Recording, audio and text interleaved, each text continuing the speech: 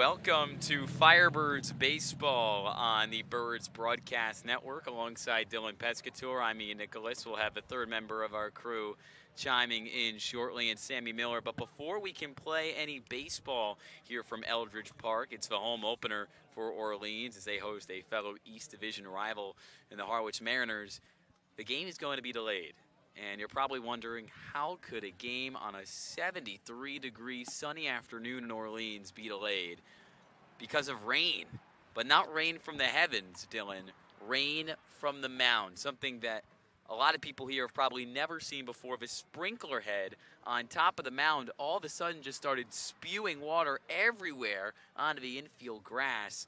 And they were able to turn it off after roughly 3 to 5 minutes. So the game was supposed to start at 6, but now the Orleans Firebirds the game is supposed to start at 5. My apologies, because of Nesson broadcasting this game as well as us here on the Birds Broadcast Network. But Dylan, now the Firebirds, the players, are getting to work on the mound trying to salvage a game here.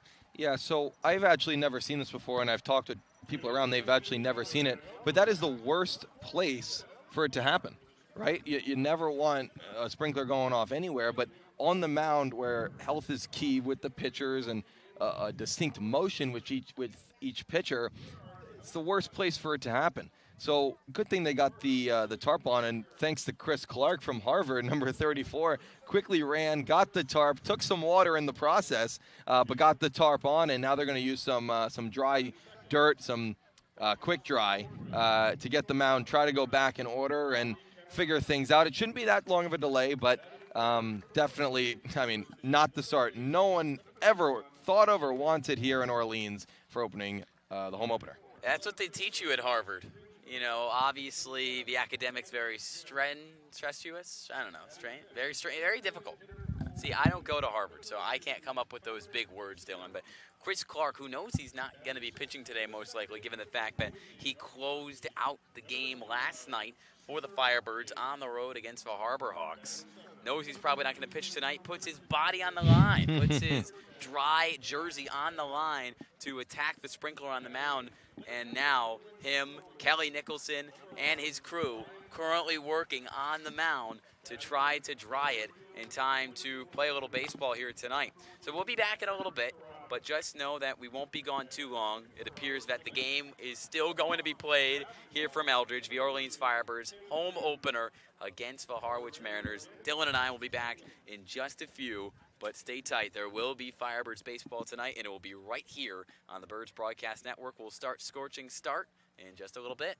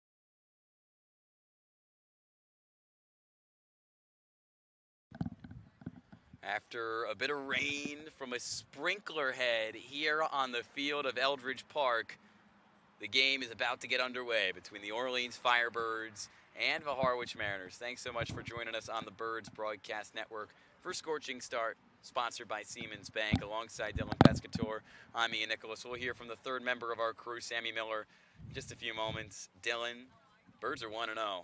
Vibes are really good right now outside of that little sprinkler malfunction that kind of threw everything out of whack. But, man, what a great night for baseball last night in Hyannis, where the Firebirds took a 4-1 win over the Harbor Hawks, and it was all behind the pitching, and it started with a great performance, 4 strong innings from Daniel Avidia. That's right. It was pitching, and more pitching. All 4 guys that came in. It started with Avidia for 4 innings, 1 unearned run, 6 strikeouts. Then you go to Riley Fry, and then you finish it off with the 2 Harvard men, with Sean Matson for the 7th and the 8th. He made it seem as easy as it gets, and then Chris Clark with the close, hitting 94-95 over at McKeon Park in Hyannis. The pitching was great, but also you can't outstage. There was not a lot of results for the offense, but a lot of great signs, I would say. A lot of great signs, a lot of loud outs, just really good defense overall from Hyannis, which limited Kelly Nicholson's crew. But outside of that, there were a couple crooked numbers that the Firebirds put up. 2 runs in the 3rd, 2 runs in the 9th. How do you think about Orleans closed that game? Because they did have a set of starters, obviously, but a lot of rotations. Kelly Nicholson mixing in a lot of names midway through the game. How did you feel like some guys came off the bench and really performed? That's right, and when you're in a league like this, in summer ball or even college ball, you have to be ready if you're in the starting lineup or if you're starting on the bench. And that's what it was. I mean, Drew Farreau, who didn't start the game, he scored a run in that 9th inning, had a broken bat single, which allowed Eddie King, once again, did not start the game, led off the 9th with a single. Farreau's single allowed King to go to 3rd, drew the overthrow from Casello on Hyannis from right field. It went into the stands. It gave Orleans a little bit of breathing room going into that bottom of the 9th. So no matter if it's starting players or players coming off the bench, everyone was ready to contribute in some way. Everyone was ready to contribute, and we have somebody who's ready to contribute right now, Sammy Miller, the third member of our crew. Dylan mentioned it. The pitching was great at Hyannis, but will the pitching remain great tonight? A great pitching family about to be brought up, right, Sammy? You're exactly right, Ian. Let's just say Cam Leiter isn't the first pitcher in his family. Now, most kids grow up playing catch in their backyard with their dad, who played maybe some high school baseball, but for Cam, he learned the game from baseball royalty at a very young age. He is the nephew of Al Leiter, the 3-time World Series champion and Mets Hall of Famer. Al's brother Mark also pitched in the majors for 10 seasons, and his son Mark Jr. pitches for the Cubs. Also, Cam's father Kurt pitched at Oklahoma State as well, so needless to say, he has a lot of people to turn to for advice. And Cam has said how proud he is to have the Leiter name and how he feels very blessed to have such a strong support system that helps him throughout his baseball journey. Guys, back to you. Thanks so much, Sammy. It's Cam Day here from Eldredge Park. Dylan, I know you're excited to see Cam Leiter, the righty, who had a really solid freshman season in Central Florida, transferring to Florida State. His new head coach, Link Jarrett, in attendance tonight to see Cam Leiter. Why is he in attendance, and why did Link Jarrett, after a losing season for Florida State, decide Cam Leiter is one of the guys I'm going to bring into my program and get this thing turned around? Well, I'll tell you this, Ian, and I was talking with actually Link Jarrett in the outfield before this whole catastrophe started with the sprinkler behind the mound. He said he's actually never seen Cam Leiter live. So this is his first time today on a Sunday afternoon in Orleans at Eldredge Park to see Cam Leiter live. He's seen footage, of course, and he knows the name, he knows the numbers, but it was the fastball that seems almost like it rises. The spin, and he called it the rise on the fastball.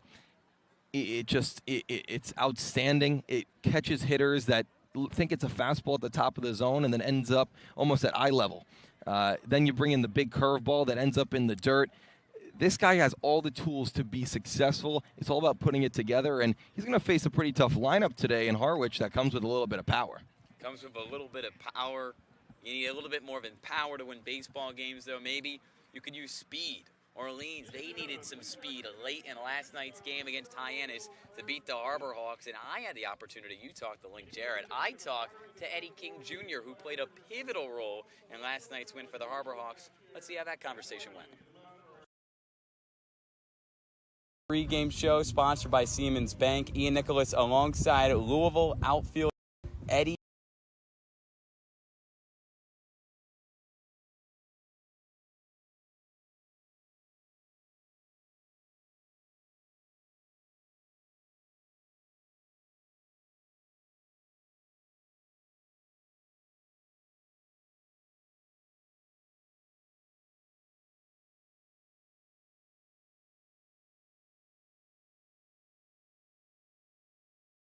But it's hard to swing at those. But fouling off that pitch and then having a good at bat, good two-strike approach, that worked out for me, got me on base. Then I tried to steal, didn't work out because the guy fouled it off. But I ended up going first or third on the hit, and he overthrew it, trying to throw me out. The right fielder tried to throw me out, overthrew it, and got a run that way. So worked out.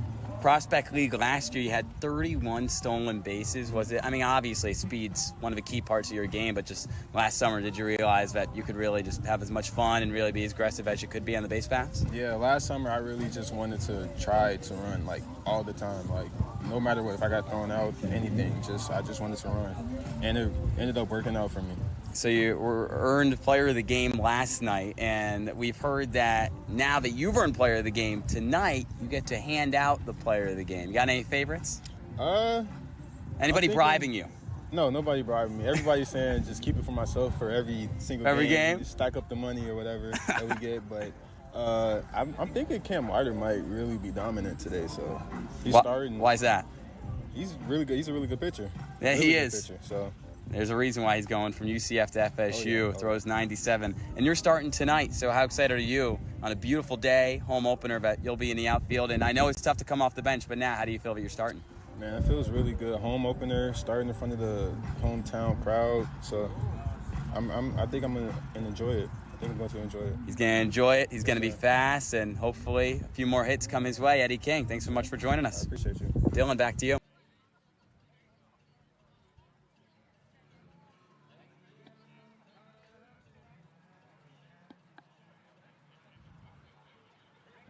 All right, right back here on the Firebirds Broadcast Network. Dylan Pescatore, Ian Nicholas. Right here, we are going to have no delay, as it seems. 5:05 first pitch was the initial plan. 5:05 first pitch is the plan. The mound is all ready. When we come back, lineups, first pitch, baseball here on the Orleans Firebirds Radio Network.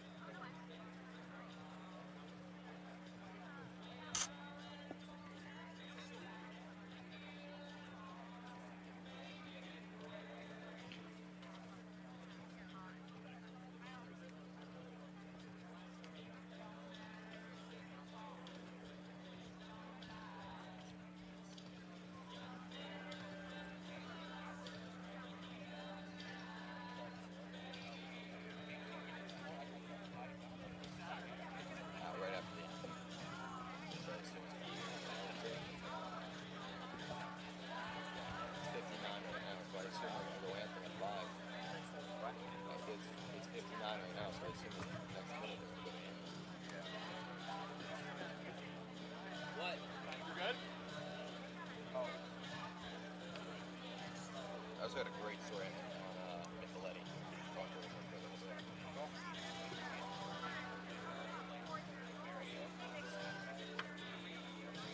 Use the water as well? Thank you.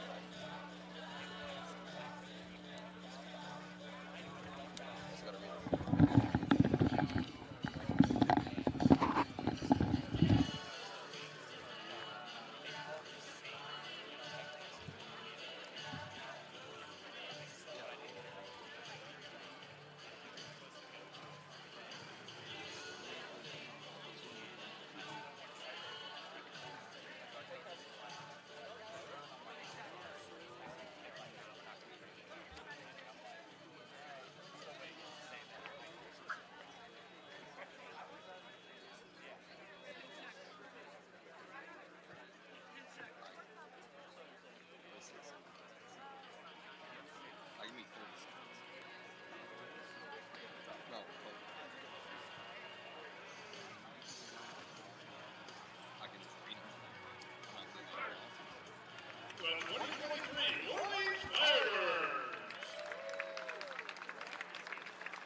gentlemen, boys and girls, please rise and remove your caps for the singing of the national anthem. Tonight's singer is Natalia Zonfini. Natalia is an American Idol finalist and award-winning songwriter from East End. She grew up supporting the Firebirds and is honored to be singing tonight.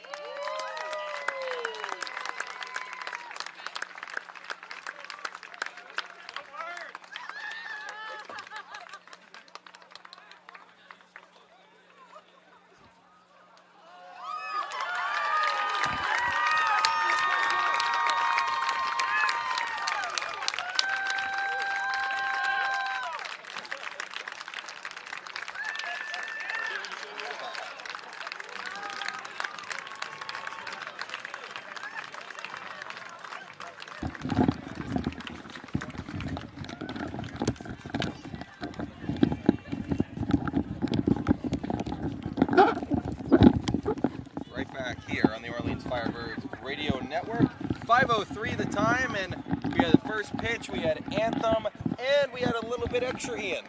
Yes, Dylan. After a terrific rendition of a national anthem, a planned surprise was in store as the singer of a national anthem turned around behind home plate and was absolutely stunned to see now her fiancé, who got down on one knee and proposed to the singer of a national anthem. What a great way to start Firebird baseball, and what a moment. One they'll obviously never forget. Hopefully it's a season that Firebirds fans won't forget. Hopefully it's a memorable season for the Firebirds, but that's certainly an awesome memory to get things going and a cool thing to talk about here on Scorching Start on the Orleans Firebirds Radio Network. And Dylan, our official sponsor, Siemens Bank, would like a word.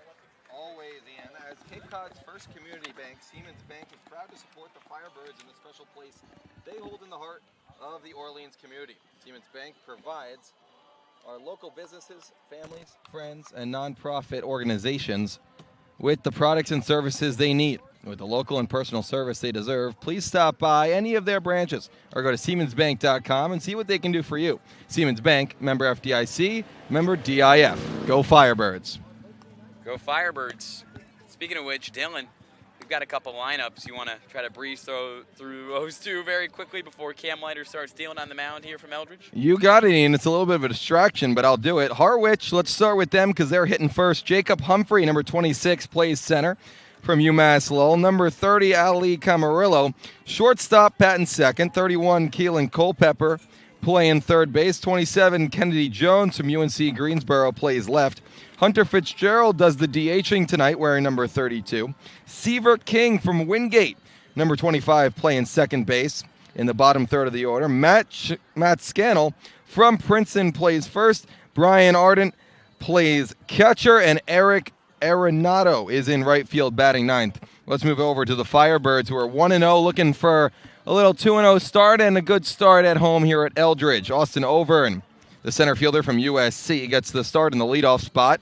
Eddie King Jr., player of the game yesterday for the Firebirds, bats second, plays left. Jake Hyde came off the bench yesterday. He's going to start today, plays first from Georgetown. Drew Metzdorf, a returner to Orleans, did not play yesterday. He will play today and do the DHing. Eddie Micheletti came in late last night, plays right field. Andy Blake, going to Duke next year, plays third. Drew Farreau plays short. Henry Hunter does the catching, and J.D. Urso rounds it up at second. Thank you so much, Dylan. We're ready for Firebird baseball. Cam Leiter looks into the outfield, head looking into the infield dirt, and prepares himself for his first summer ball start as New Orleans Firebird. The Firebirds in their white jerseys, red lettering, red sleeves, white pants, white hats.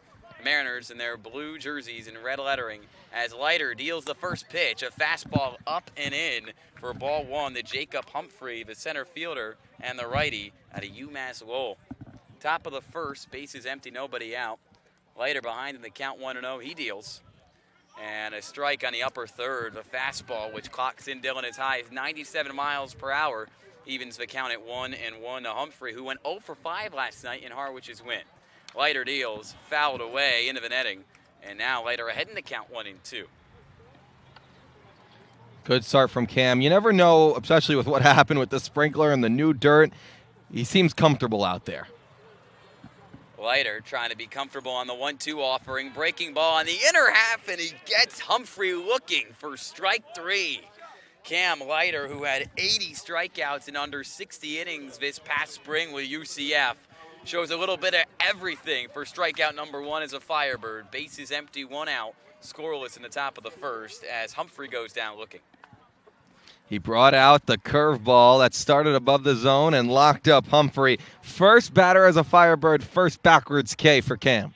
Bases empty, 1 out, and here comes another righty, shortstop Ali Camarillo from CSU Northridge, who laces one to right center, but dropping into the glove of Austin Overn, wearing number 2 instead of number 12 tonight. The USC sophomore makes the play for out number 2. Camarillo goes down on just 1 pitch, bases empty, 2 outs, scoreless game, top of the first.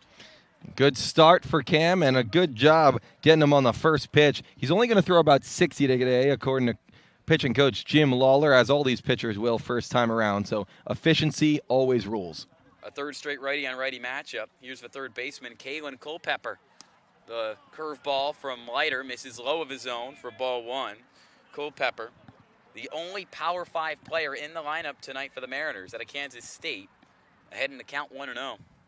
Leiter into the line, the fastball cracked fair down the first base line. Hyde stumbles, collects himself. Leiter covers the bag and records out number 3. A 1-2-3 inning for Cam Leiter makes easy work of the top of the order for Harwich, and it's still scoreless as Orleans looks to get the bats rolling at home from Eldredge Park when we come back in the bottom of first.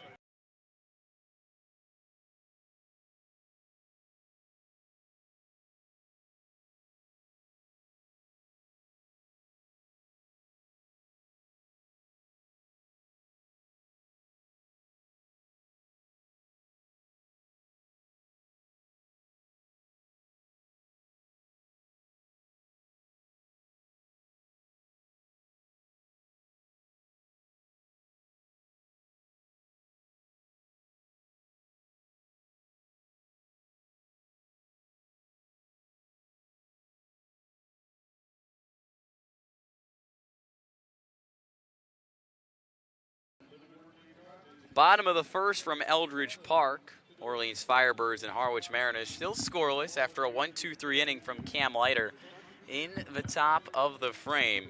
Meanwhile, pitching for the Harwich Mariners tonight, making his first start of the season, the young season, just 2 games in. The lefty out of Division III Babson, number 16, Timmy Noon, who, unbelievable, at the D3 level, a 2.13 ERA, made 10 starts for Babson in the spring, 73 strikeouts and only 10 walks in 72 innings pitched, but definitely a difference. One guy, Cam Leiter from Baseball Royalty, everyone knows the name and the brand, and another guy, Timmy Noon, D3. That's just the beauty of summer ball, Dylan. That's right, and it's kind of deja vu for these Firebirds. They faced a D2 lefty from Wingate last night in Mitch Ferris for Hyannis, and now they face the D3 lefty in Timmy Noon.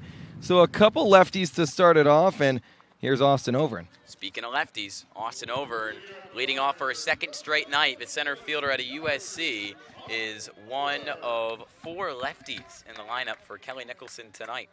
Overn 0 for 4 against Hyannis, and the Firebirds 4-1 win yesterday night with a walk and a stolen base. Noon deals, breaking ball, misses just high, 1-0 to Overn. What I thought was really interesting, Ian, is Austin Overn was in a situation last night where there was a runner on first and second and nobody out. Noon pitch on the outer half of the plate, just outside, 2-0 to Overn. He got the bunt sign, and the Orleans Firebirds have been practicing bunting since day one. Overn fouled it up, and it was caught. As Noon misses a 3rd straight time outside the zone, 3-0. Coach Kelly Nicholson is always talking about getting bunts down. Now, Overn did not do that, and I asked Coach Nicholson about it today. As Noon finally lands a strike with the 3-0 pitch. Overn still ahead 3-1. And I thought it was so great. He said, in the moment, yeah, it's not what you want, but he said, forward, positive thinking, always to the next thought. Overn pops this one up, foul towards left field and out of a park. The count now full. You know, it's always keeping positive. Baseball's a continuous moving sport. Every day is a new day. Even if yesterday you went 0 for 4, the next day you can go 4 for 4. The payoff pitch cracked weakly towards second, fielded in the throw to first in time. Fielded by Seaver King, and the throw in time the first to Matt Scannell. And that's what manager Nicholson brings. Positive energy every single day. Erase what happened yesterday. Focus on what's ahead of you. And speaking of what's ahead of you, this guy can run. Eddie King. The room in front of him dissipates quickly. As Noon deals to King, and he whiffs at a fastball down the middle of the zone. 0-1. King, the sophomore out of Louisville, did not start yesterday, but had that positive mindset. Came into the game and made a big impact of the ninth as he cracks one right to second, in and out of a glove of King. And, well, Eddie King reaches first thanks to the error from Seaver King at second. A base runner on for the Firebirds here in the bottom of the first. 1 on, 1 out. And Eddie King reaches for his second time as a Firebird in as many as bats. Good swing by Eddie. Good wood, but one that Seaver King, the second baseman for Harwich, has to have right into his glove. Just one of those plays. Noon misses low and in at the knees of a 3-hitter in this Orleans lineup. Righty Jake High, the first baseman by way of Georgetown. That was actually ruled a base hit. Seaver King, no error. So Eddie King, now he's second hit as a Firebird. He takes his lead off first. Noon deals, misses low and in the dirt. Outside, 2-0 to Jake Hyde, who did not start yesterday for the Firebirds, but has made a big impact in his first game as a Firebird, driving in the first 2 runs of the season. Noon deals, and on the outer half, the fastball misses. 3-0 in the driver's seat is Hyde, with a runner on first, Eddie King, after his single in the infield, and 1 out in the scoreless bottom of the first. Noon fires away. On the outer half, another miss, and a 4-pitch walk for Jake Hyde. Timmy Noon just does not look like he has the ability to hit the strike zone right now, Dylan. And now runners on first and second with 1 out for Orleans, looking to break things open in a scoreless game in the bottom of the first. Timmy Noon at D3 Babson this year, only 10 walks in 72 innings, and now 1 to Hyde on 4 pitches. Not a good sign. Drew Metzdorf steps into the batter's box, swings at the first pitch, popped up to the middle infield, waving everybody off. Seaver King has it in the infield grass for out number 2. Drew Metzdorf in his first at-bat as a Firebird. The UMass Boston product goes down on 1 pitch, 2 on, 2 out for the Birds, bottom 1. And that was ruled infield fly, so infield fly. Even if he caught it or did not, it didn't matter. But it's up to now Eddie Micheletti to drive in the runs. Eddie Micheletti out of George Washington takes a ball on the first pitch, another miss on the outside corner for Timmy Noon. Eddie King on second after his single, and on first after a 4-pitch walk is the first baseman, Jake Hyde. Noon lets it fly. Grounded weakly and fair, but now drifting foul down the third base line. So that's going to be a strike, and the count now 2-1. Great play by Culpepper there. He saw it drifting on the line. As soon as it went foul, picked it up, the right play by Culpepper, knowing Micheletti was going to make it either way with his speed. And also, this game moving pretty quickly because obviously a pitch clock here in Orleans. One of the 4 teams in the Cape testing out the pitch clock this season. 20 seconds allowed in between each pitch with runners on the base paths. Orleans got 2 of them, first and second with 2 outs. Noon checks in on King, now deals a breaking ball laced right into the glove of a shortstop, but ruled a hit. It hit the dirt before Camarillo. Ollie Camarillo was able to get his glove on it. An infield single for Eddie Micheletti, and the bases are loaded for Orleans with 2 outs in the bottom of the first, still scoreless. From this vantage point, it did look like it hit the ground. Manager Steve Englert comes out and is pleading his case, but I believe that was the right call, and it seemed like Camarillo didn't even get up to tag second. He was right behind second base. He could have just touched his glove to the base. It didn't work that way, and here's Andy Blake. Here is Andy Blake, and by the way, we originally ruled that Eddie King hit. It's not a hit anymore, it was an error. So King reached on an error, he's on third. After walking, Jake Hyde's on second. After that infield hit, Eddie Micheletti on first. Bases loaded, 2 outs, and Andy Blake swings at the first pitch he sees. High fly ball to center field. Dives ahead of a track, snagged by Jacob Murphy. And Timmy Noon loads the bases in the bottom of the first inning, but works his way out of a jam. It looked testy, but ultimately the D3 product out of Babson works out of trouble for Harwich, and after a wild bottom of the first, it is still scoreless from Eldredge Park. We'll be right back in the top of the second.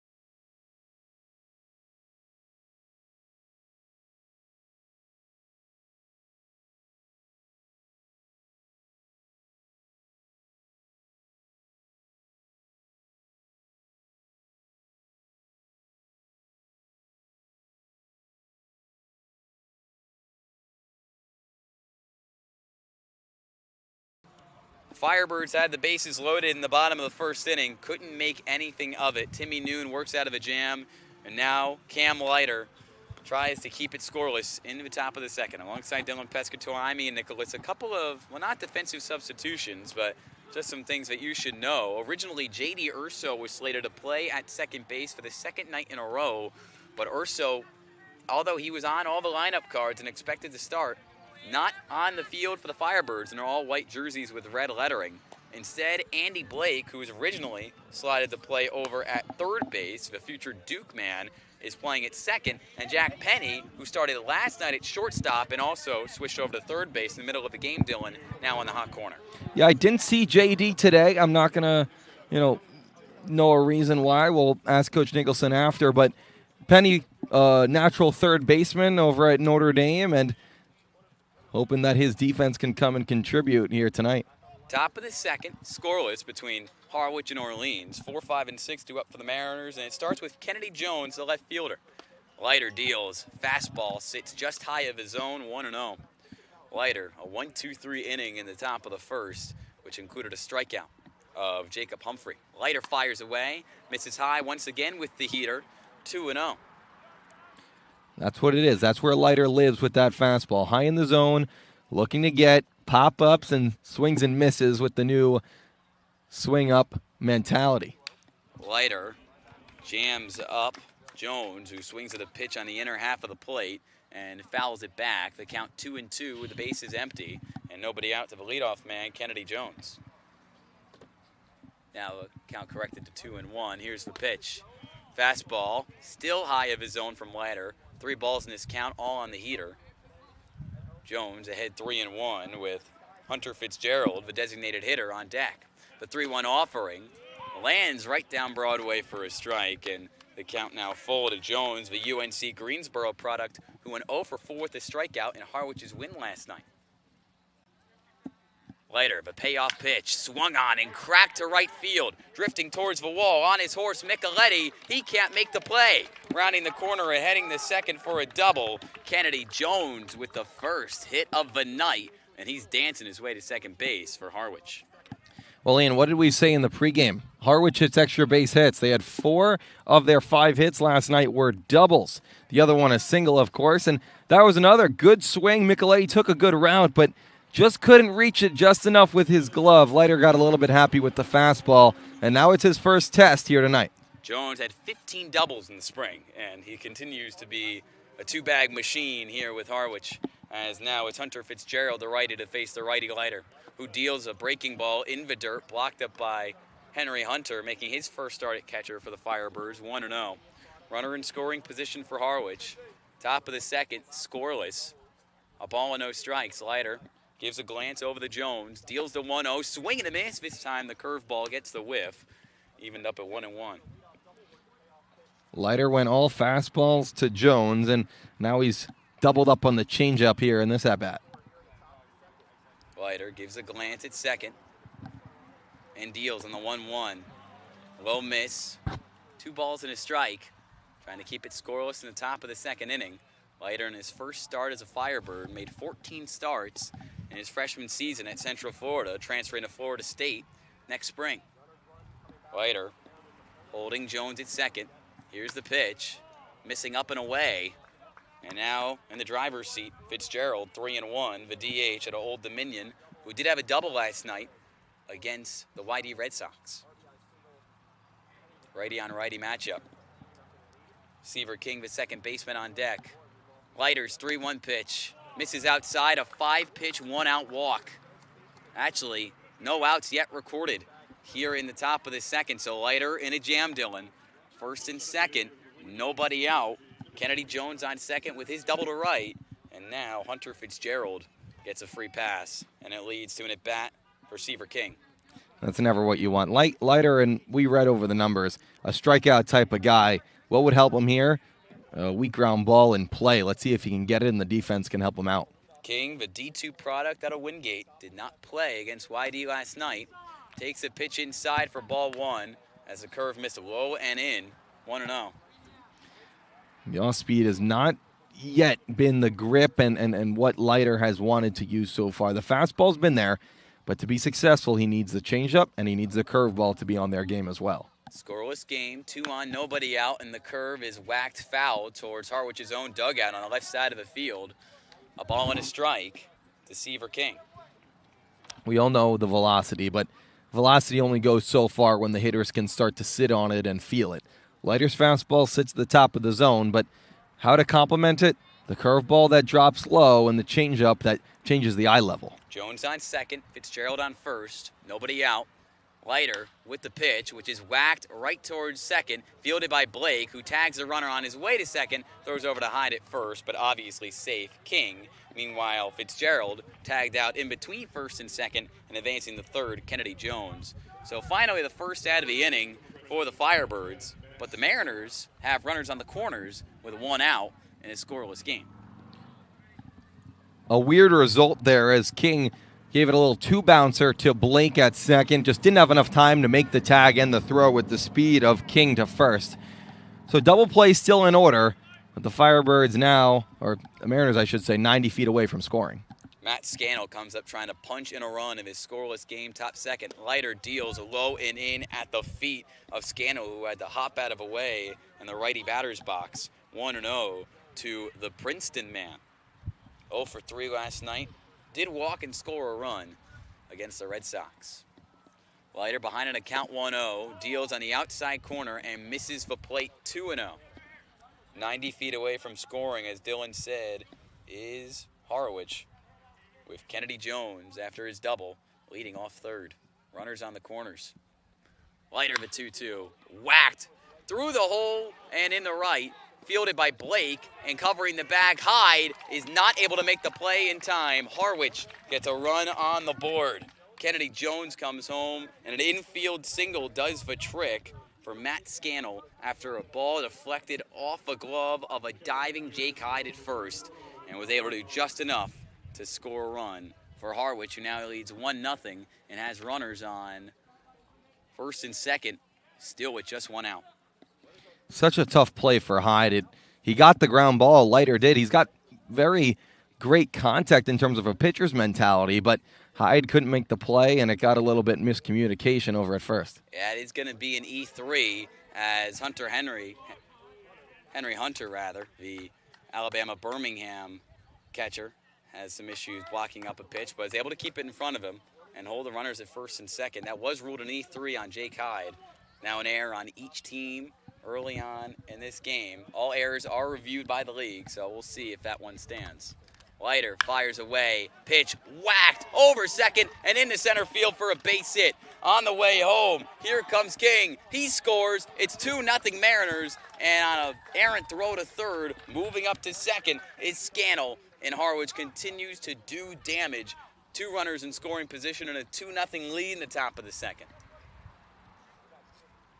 And with the tough start for Cam Leiter, we'll see the first mound visit today, or really not a mound visit with the coaching staff, but Henry Hunter wants a word with this pitcher. It was a fastball that just went right up the middle. Great piece of hitting by Scannell, and the center fielder over, and he knew that he wasn't going to get the runner at the plate, so he threw to third, and he had him by a couple steps, but Penny couldn't handle the bounce off the dirt. And now Harwich is set up once again. 2 runs already in and 2 more in scoring position. So Kennedy Jones and Seaver King have come home. Matt Scannell on third, and now Brian Arendt on second after he whacks one to center field for a base hit.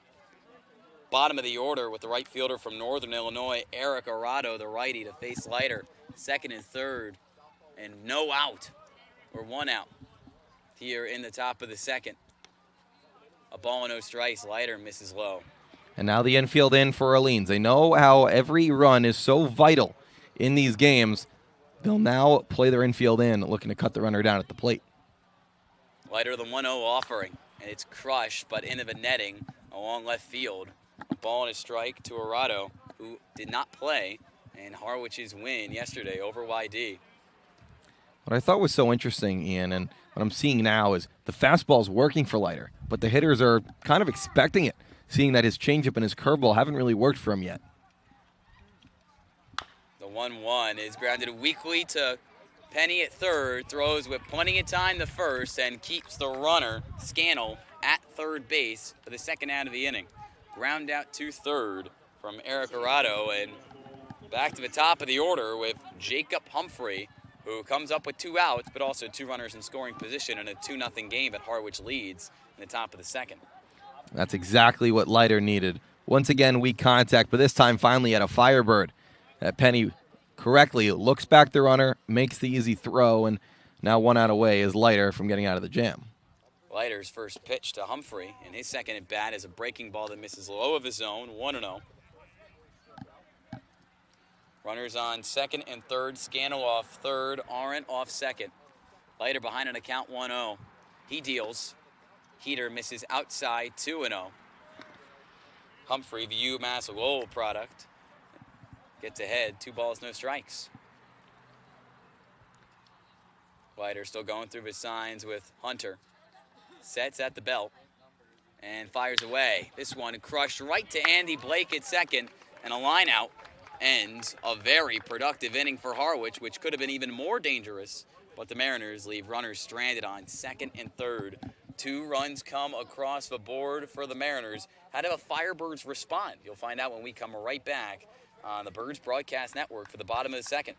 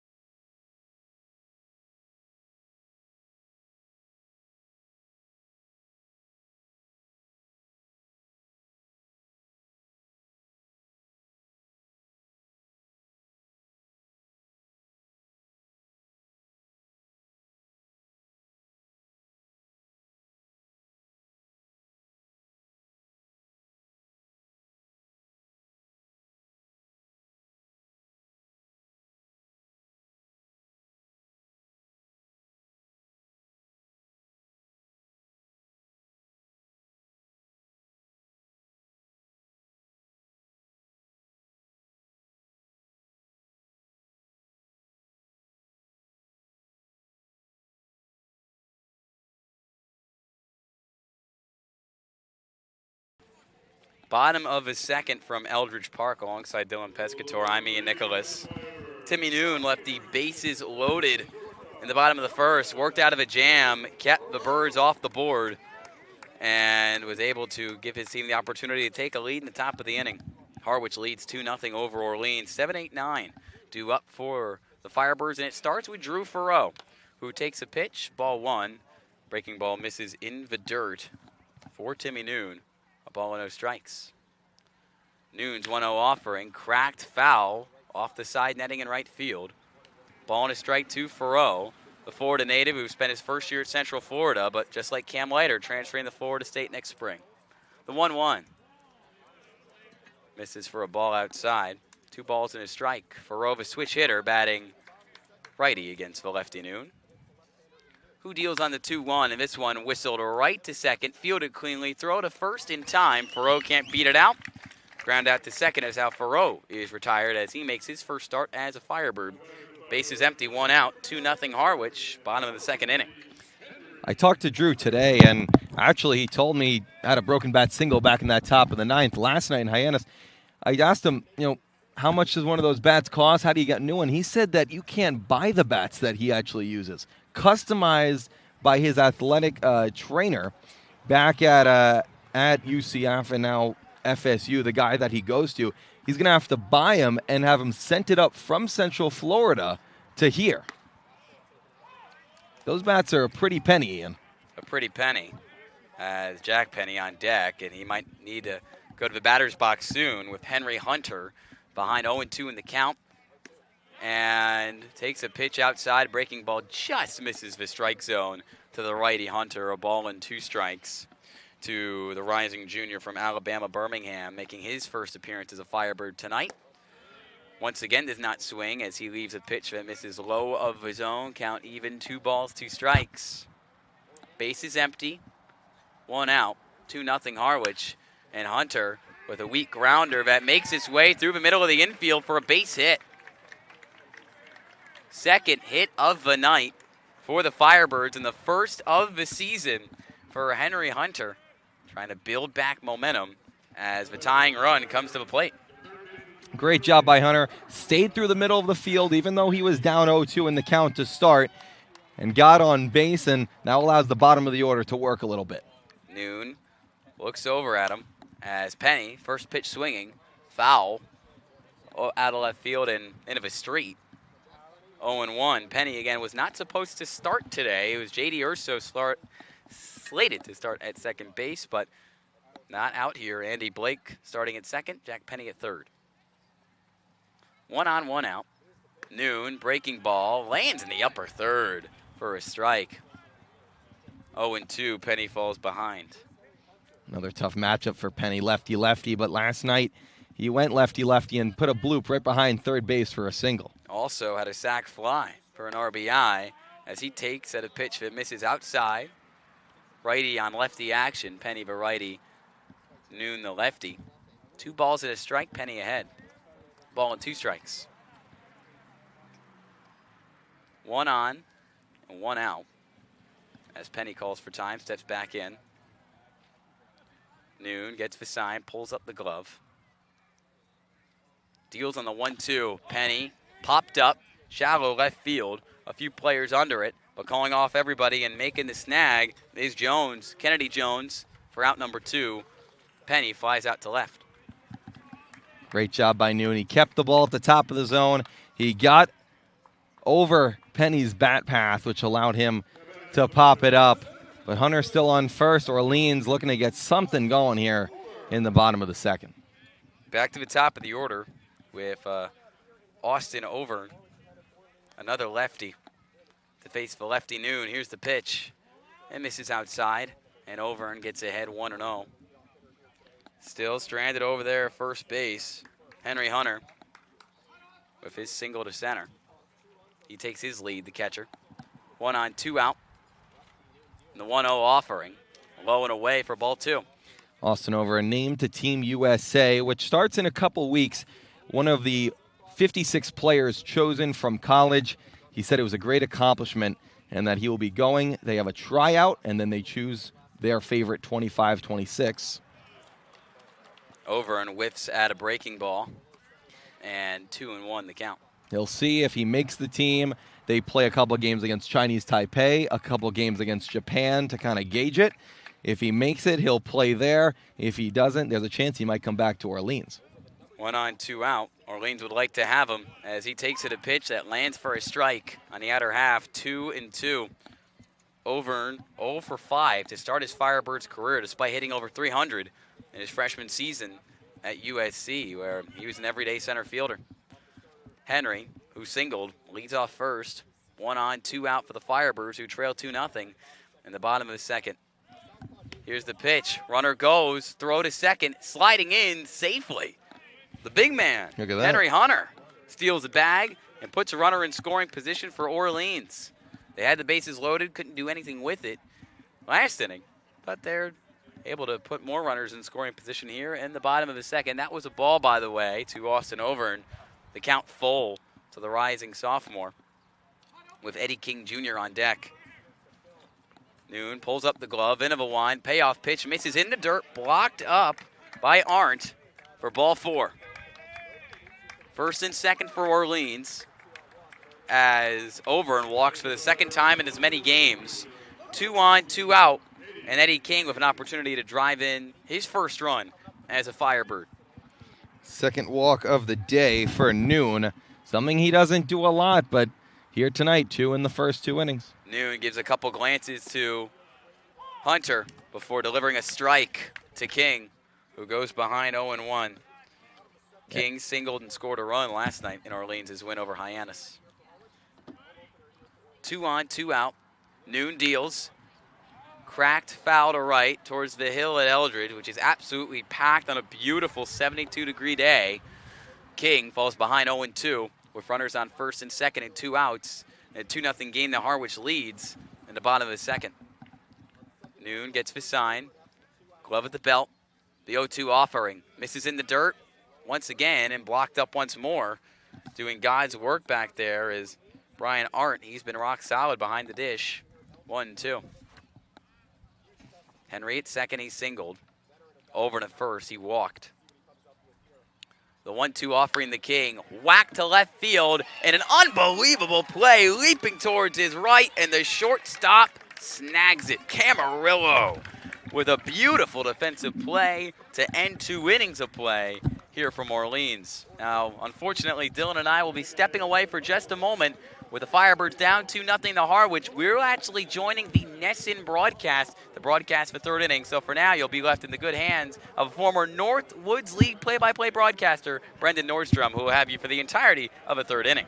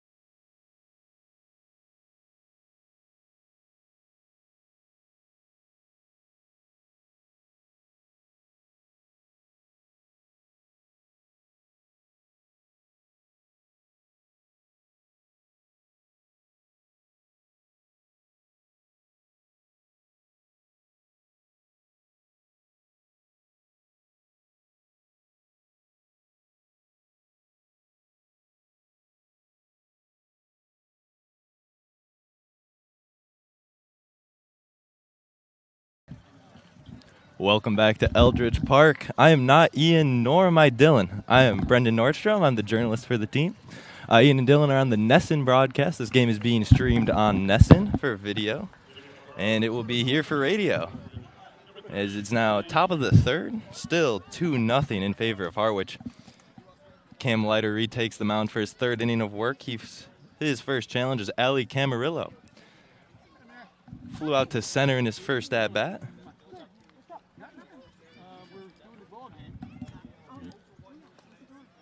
Camarillo out of Northridge University. The first pitch, just a bit above the letters for ball one.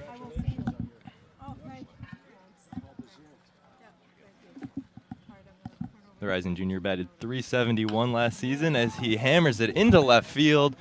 Tracking back and making the catch is Eddie King Jr. And there's one away.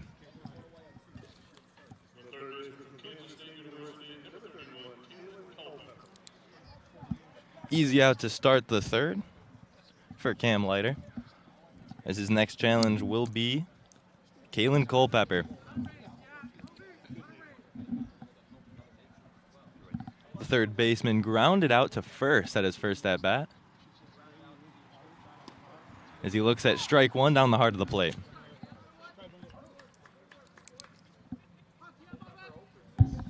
Leiter looking to bounce back after giving up 2 runs in the top of the second. He sets, delivers, and it bounces just in front of the plate for ball one.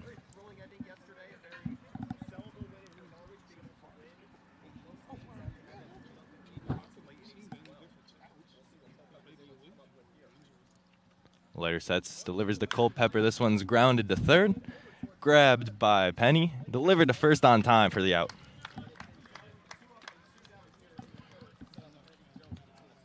Quick inning so far for the Firebirds. 2 up, 2 down.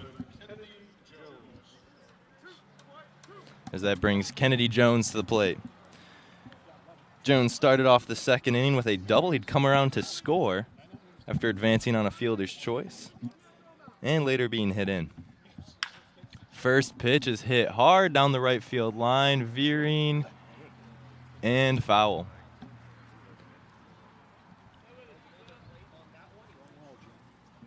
Good contact. Straighten that out, and that one's over the right field fence, sitting at 314. He's down 0-1.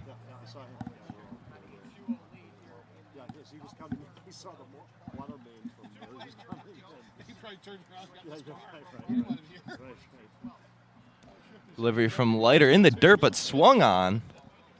First strike 2 by Jones. Had him fooled with the breaking ball. And he finds himself down 0-2. Leiter kick, sends it home. This one just under the zone, trying to get him to fish, but he's not biting.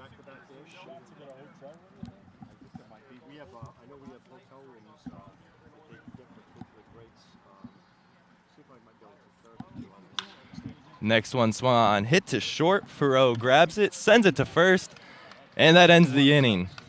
3 up, 3 down for the Firebirds, as we'll head to the bottom of the third here at Eldredge Park.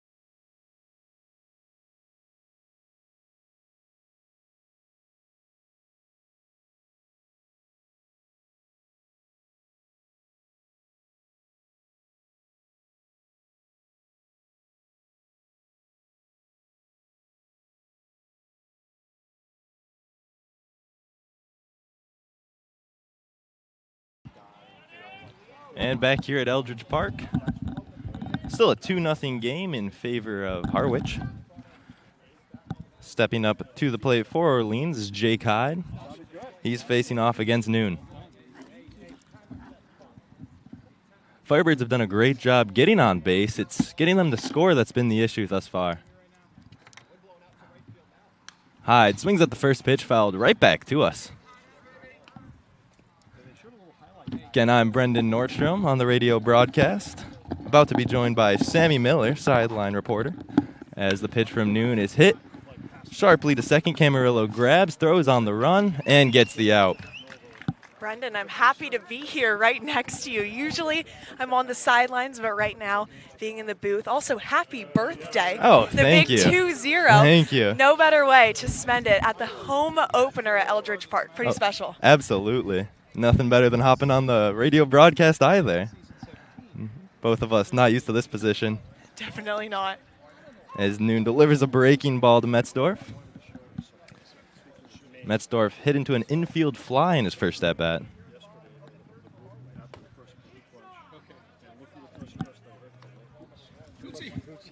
It's a 1-1 count now.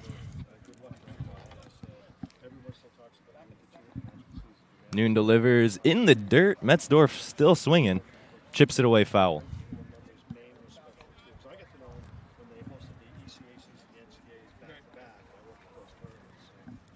Makes it a 1-2 count. Noon sets, kicks, delivers home. Just misses on the outside part of the plate.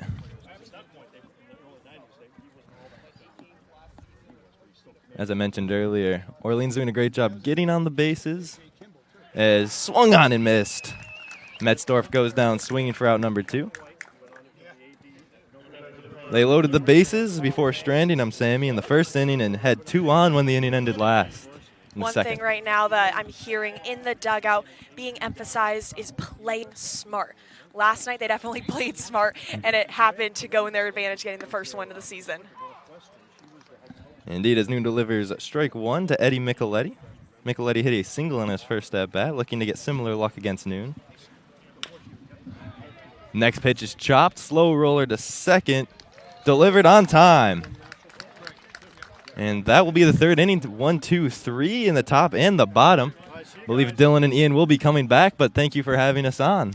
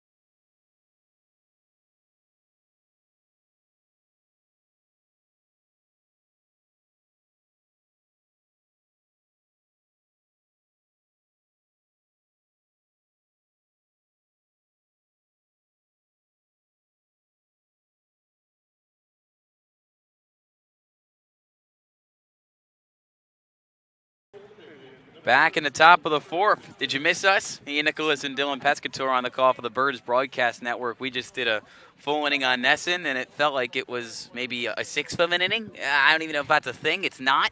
But 3 up, 3 down in both the top and the bottom of the frame from Cam Leiter and Timmy Noon, who were dealing. Because of that, we're back very quickly. Cam Leiter still on the mound with Harwich leading 2-0 in the top of the 4th. And Leiter deals. Fouls one right off the top of the backstop. Hunter Fitzgerald, the 5th man of the order of a designated hitter out of Old Dominion, falls behind 0-1. Walked. Dylan, what do you think of that experience? Sorry to It- shut you off there. It was amazing. I mean, to be on national TV, to have Sammy doing the sideline, throwing to us just like usual, it was an outstanding time. But like you said, Ian, I think it was maybe 5 minutes total, including the break between the inning. Second day on the job, already got a promotion. A ball and a strike, and now we've been demoted, even though I think the Birds Broadcast Network always #1 in my mind. I'm with you. Bases empty, nobody out. Ball and a strike to Hunter Fitzgerald as Leiter sets and deals, missing low of his own in the dirt, 2-1. Last time up for Fitzgerald, he walked back in the second. He was forced out on the fielder's choice by King. Lefty on righty as Leiter misses high of his own and now falls behind even farther, 3-1, awaiting on deck. Leiter of a 3-1 offering, missing low and a 5-pitch walk, a leadoff walk to get things going in the top of the fourth for Hunter Fitzgerald. Third walk on the day for Cam Leiter. It just feels like that off-speed isn't breaking his way, if I were to use a pun. No pun intended. I'm sure. But the curveball and the changeup haven't been where they need to be for him to be effective. And now an arm getting loose in the Orleans bullpen. First, in time for a double play, but an RBI ground out. Another run comes across the board. Hunter Fitzgerald crosses home plate for the Mariners, who, despite a double play, extend the lead 3-0. It was the best case scenario for Leiter, other than a ground ball that could cut the runner down at home. But now it gives him an opportunity to at least get through the inning, if he can, against Arado, the 9-hitter. Eric Arado, the Northern Illinois product, another lefty to face the righty, and Cam Leiter. Runner on third with now 2 outs thanks to the 4-6-3 double play as Leiter's breaking ball misses in the dirt, takes a hop off home plate, blocked up by Henry Hunter, and he has problems getting it over to Cam Leiter. Slipped right out of a glove before getting it back to the rising sophomore and New Jersey native. Leiter behind 1-0. From the powers that be, I've been told that Leiter is hitting around 92 with the fastball, has been up to 94 today, but the control has been the problem with the all-speed pitches. Another miss as he looks dejected. A ball low of the zone, 2 balls, no strikes. Again, Cam Jones, the Georgia State product in the bullpen. As the Mariners have increased the lead to 3-0 in the top of the fourth frame. Runner on third, 2 out. Leiter of a 2-0 pitch. Lands on the outer half for a strike to the lefty Arado. 2-1. Runner on third is Seaver King, who was hit by pitch and moves up to third after the double play. Pitch in the dirt, blocked up once again by Hunter. Another ball, 3-1. You gotta think if Leiter cannot put away Eric Arado, that his day is done after not even 4 full innings. Runner on third, 2 out. 3 balls and a strike to the 9-hitter. 3-0 Mariners over the Firebirds. Here's the pitch. High fly, foul to left. And the count full. Said it time and time again. The fastball has been there for Leiter.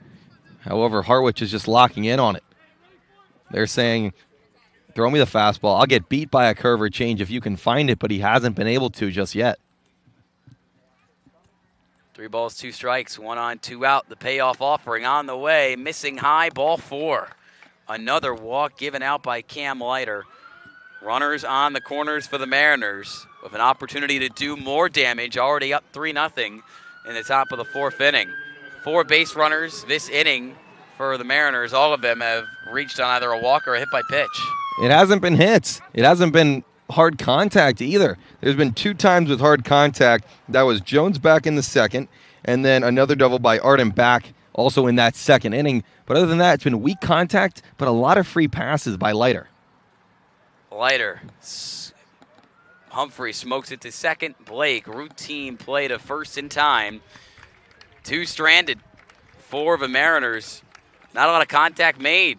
No hits, but still a run comes across the board for Harwich in the top of the 4th inning. 3-0 Mariners. We go to the bottom of the 4th on the Birds Broadcast Network.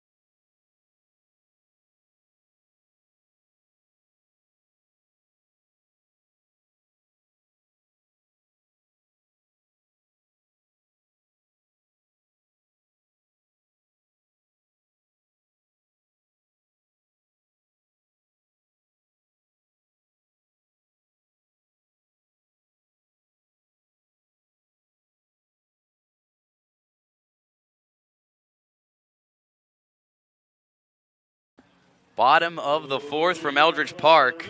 Cam Leiter continuing to struggle in the top of the fourth frame, and the Mariners' lead grows to 3-0. Firebirds looking to clap back. 6, 7, and 8 due up to face the D3 product out of Babson, Timmy Noon. And it starts with the Ivy League Player of the Year, transferring to Duke, though, by way of Columbia, Andy Blake. Did not make an appearance in Amsterdam. Same colors as last year's team that I call games for. Look, we're still getting adjusted early on in June. Did not play last night as Blake sends a rocket to right center. On his horse, ranging to his left, making the catch in center. It's Humphrey. 1 up, 1 down off 1 pitch.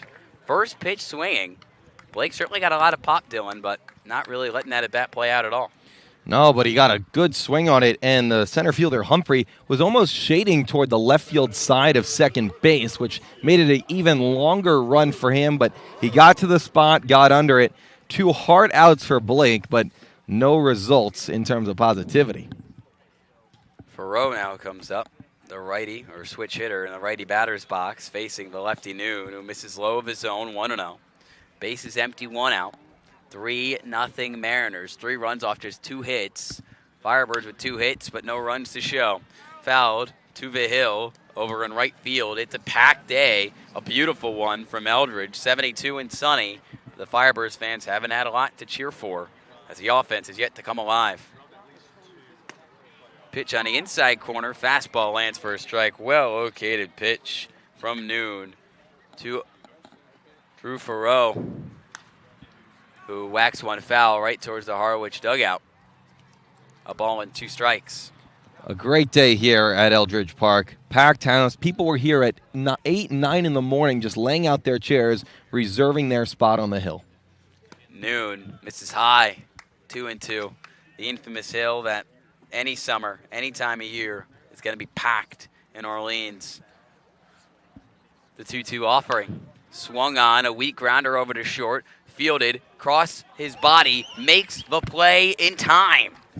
What a throw from Camarillo, who Dylan has been fantastic at short, and a ground out to short for Farrow, who's retired. That was exactly, if you were to draw up an infield single, that's where you would put it. But Camarillo made it look easy. Got down, switched it to his hand, and made a great throw over to first where Scannell caught it with the stretch. No luck on offense for the Firebirds so far. Henry Hunter, he had some luck earlier in this game. He has one of Orleans' 2 hits as he blasts a pitch foul down the first base line, 0-1. Lefty on lefty.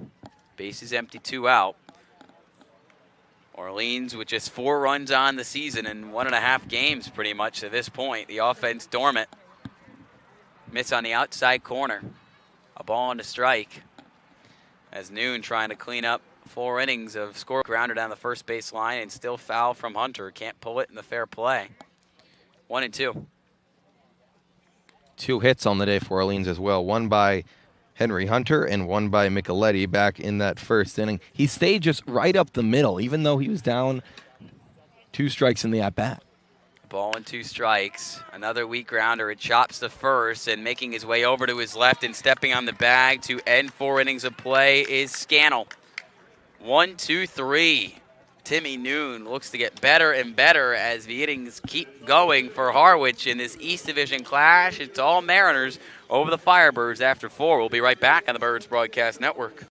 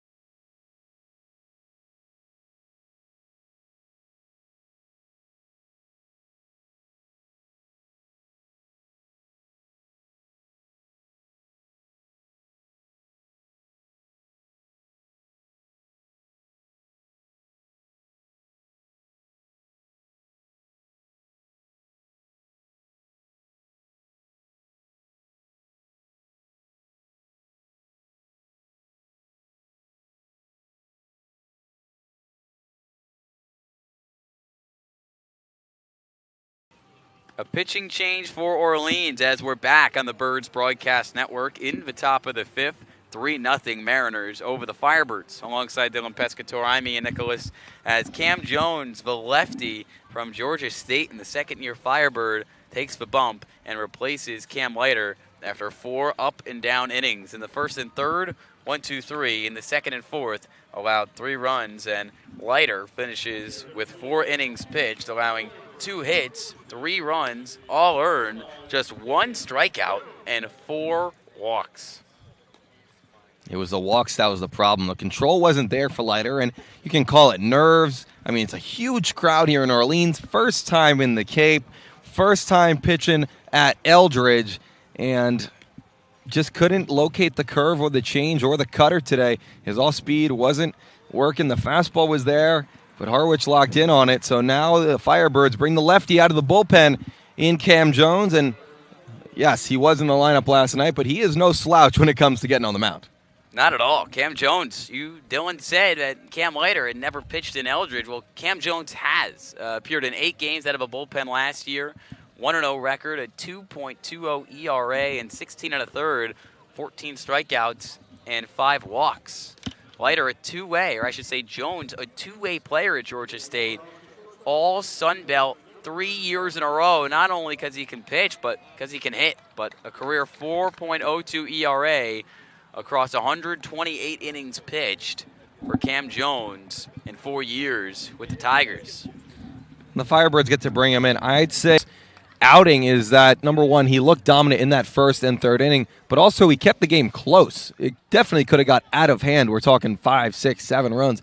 Just three, and the Firebirds have more than enough offense to come back. But can Orleans come from behind after a win where they were in front pretty much from the jump yesterday against Hyannis? Jones, his first pitch, off the mark, outside to the righty, and second man of the order, shortstop Ollie Camarillo, who has been fantastic defensively, looking to make an impact offensively, as a weak grounder finds Andy Blake at short. He gloves it, tosses over to first, and that's as routine as it gets. 1 up, 1 down off 2 pitches. Strong start for Cam Jones out of the pen.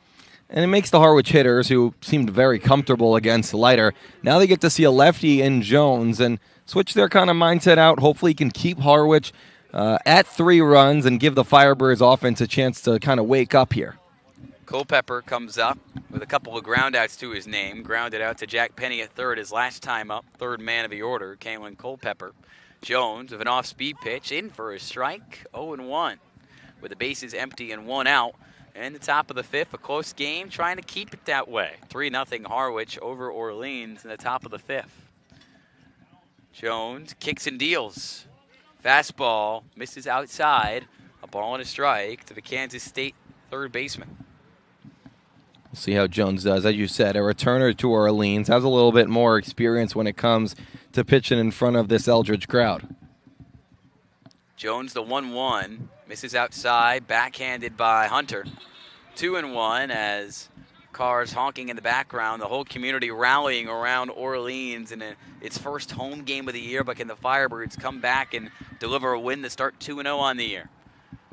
Jones, the 2-1, sky to right, along the line. Hyde and a couple other players gather under it. Eddie Micheletti, right in front of a bunch of fans at the base of the hill, snags it in foul territory, coming out from his right field spot to make the play and secure his second out of the inning. Oh, man, Micheletti with a long run to the right field foul line, almost near the fans, as you said, which would have been out of bounds, but stays in bounds, makes the play. I want to add this in on Micheletti. He told me before the game, I said, a lot of these guys haven't played on the Cape League's fields. He said, I came here every year when I was a kid in the summer to watch the Firebirds play. They lived right up the street, and him and his dad, they came, they watched the Firebirds play, they enjoyed it. They were sitting on the hill, like he said, bringing their chairs at 9, going to the beach during the day, and then a little baseball at night. A ball and no strikes to Kennedy Jones. What a great story. Eddie Micheletti, who has really gotten so much better year in and year out at George Washington, now getting to play for a team that he probably saw plenty of times growing up. The Orleans Firebirds, a ball and a strike to Kennedy Jones, the righty against the lefty. Jones on Jones battle. Cam Jones gets another foul ball out towards right field out of Kennedy. the UNC Greensboro product. Bases empty, 2 outs, 1 ball, 2 strikes. 2 Jones. Harwich trying to extend the 3-0 lead in the top of the 5th frame. Only 2 hits to the Mariners' name. Jones stares at the dirt beneath him, kicks and deals on the 1-2 offering, which misses inside for ball 2, and the count now even. Jones has looked good. He's got to continue to throw strikes. His fastball kind of rides to that outside to righties, inside to lefties. It gets him that swing and miss. The 2-2 pitch. Outside, well located. Not biting was Kennedy Jones, and not calling a strike was Joe Gravina, so the count full. 3 balls, 2 strikes. With the bases empty and 2 out, Hunter Fitzgerald awaits on deck. Cam Jones the payoff. Inside corner, strike 3 looking. The bullpen was fantastic for Orleans last night, and Cam Jones continues that trend tonight with a 1-2-3 frame in the top of the 5th to keep it 3-0 Mariners. Firebirds back on offense when we come back on the Birds Broadcast Network in the bottom of the 5th.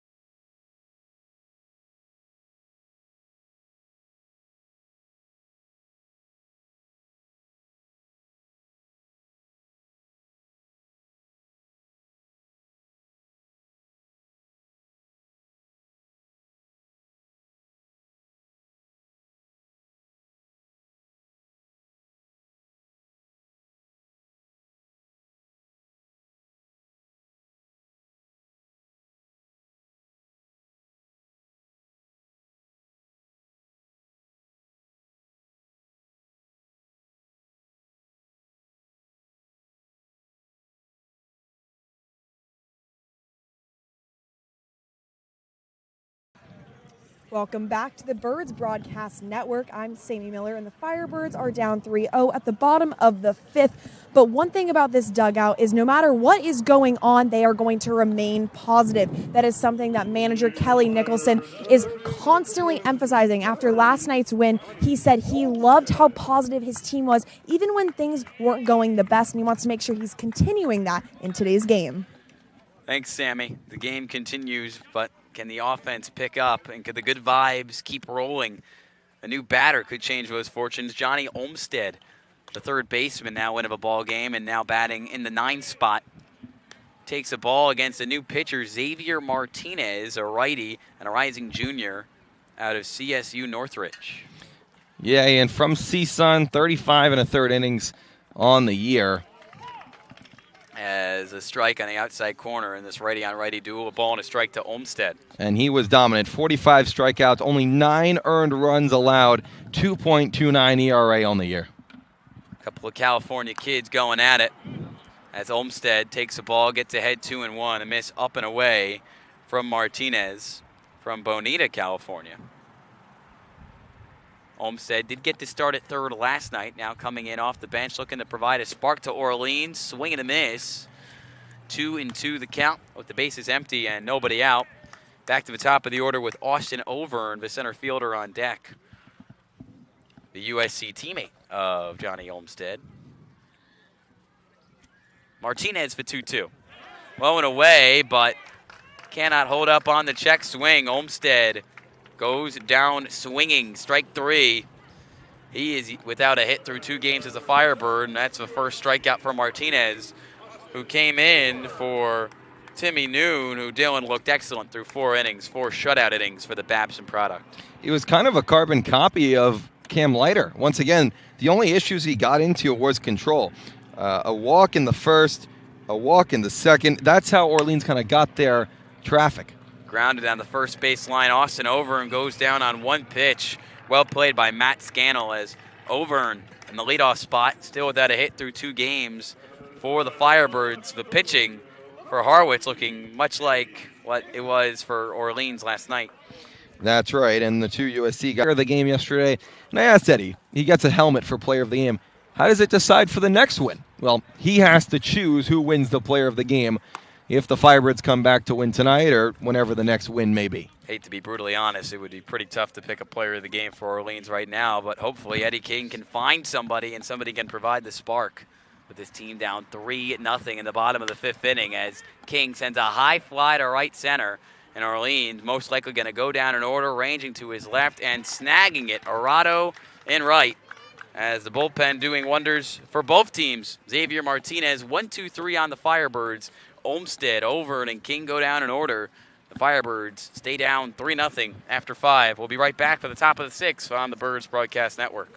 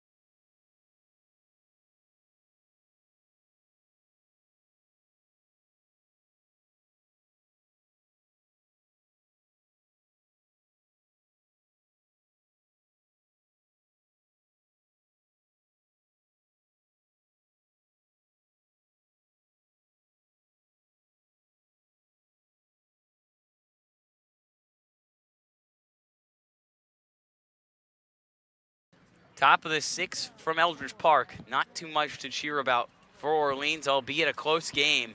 Trying to keep it that way is Cam Jones. 1-2-3 out of a bullpen in the top of the 5th. Dylan, what'd you like from the Georgia State product? I like that he's throwing strikes. He gets the ball in play with Camarillo with a weak round out to second base. Then he gets Culpepper to Eddie Micheletti, who makes a great play over near the hill, and then a strikeout looking of Kennedy Jones. He's throwing strikes, he's getting the ball put in play, and it's been that type of game where hard hit balls really haven't won the game. It's been a lot of free passes and errors, really. Lefty on lefty is 5, 6, and 7 due up for Harwich, and it starts with the DH by way of Old Dominion, Hunter Fitzgerald against Cam Jones. Jones deals and misses upstairs with the off-speed look for ball 1. Jones stares down Henry Hunter at the belt, end of a wind, the 2-0 offering. Lands in the upper third for strike 1.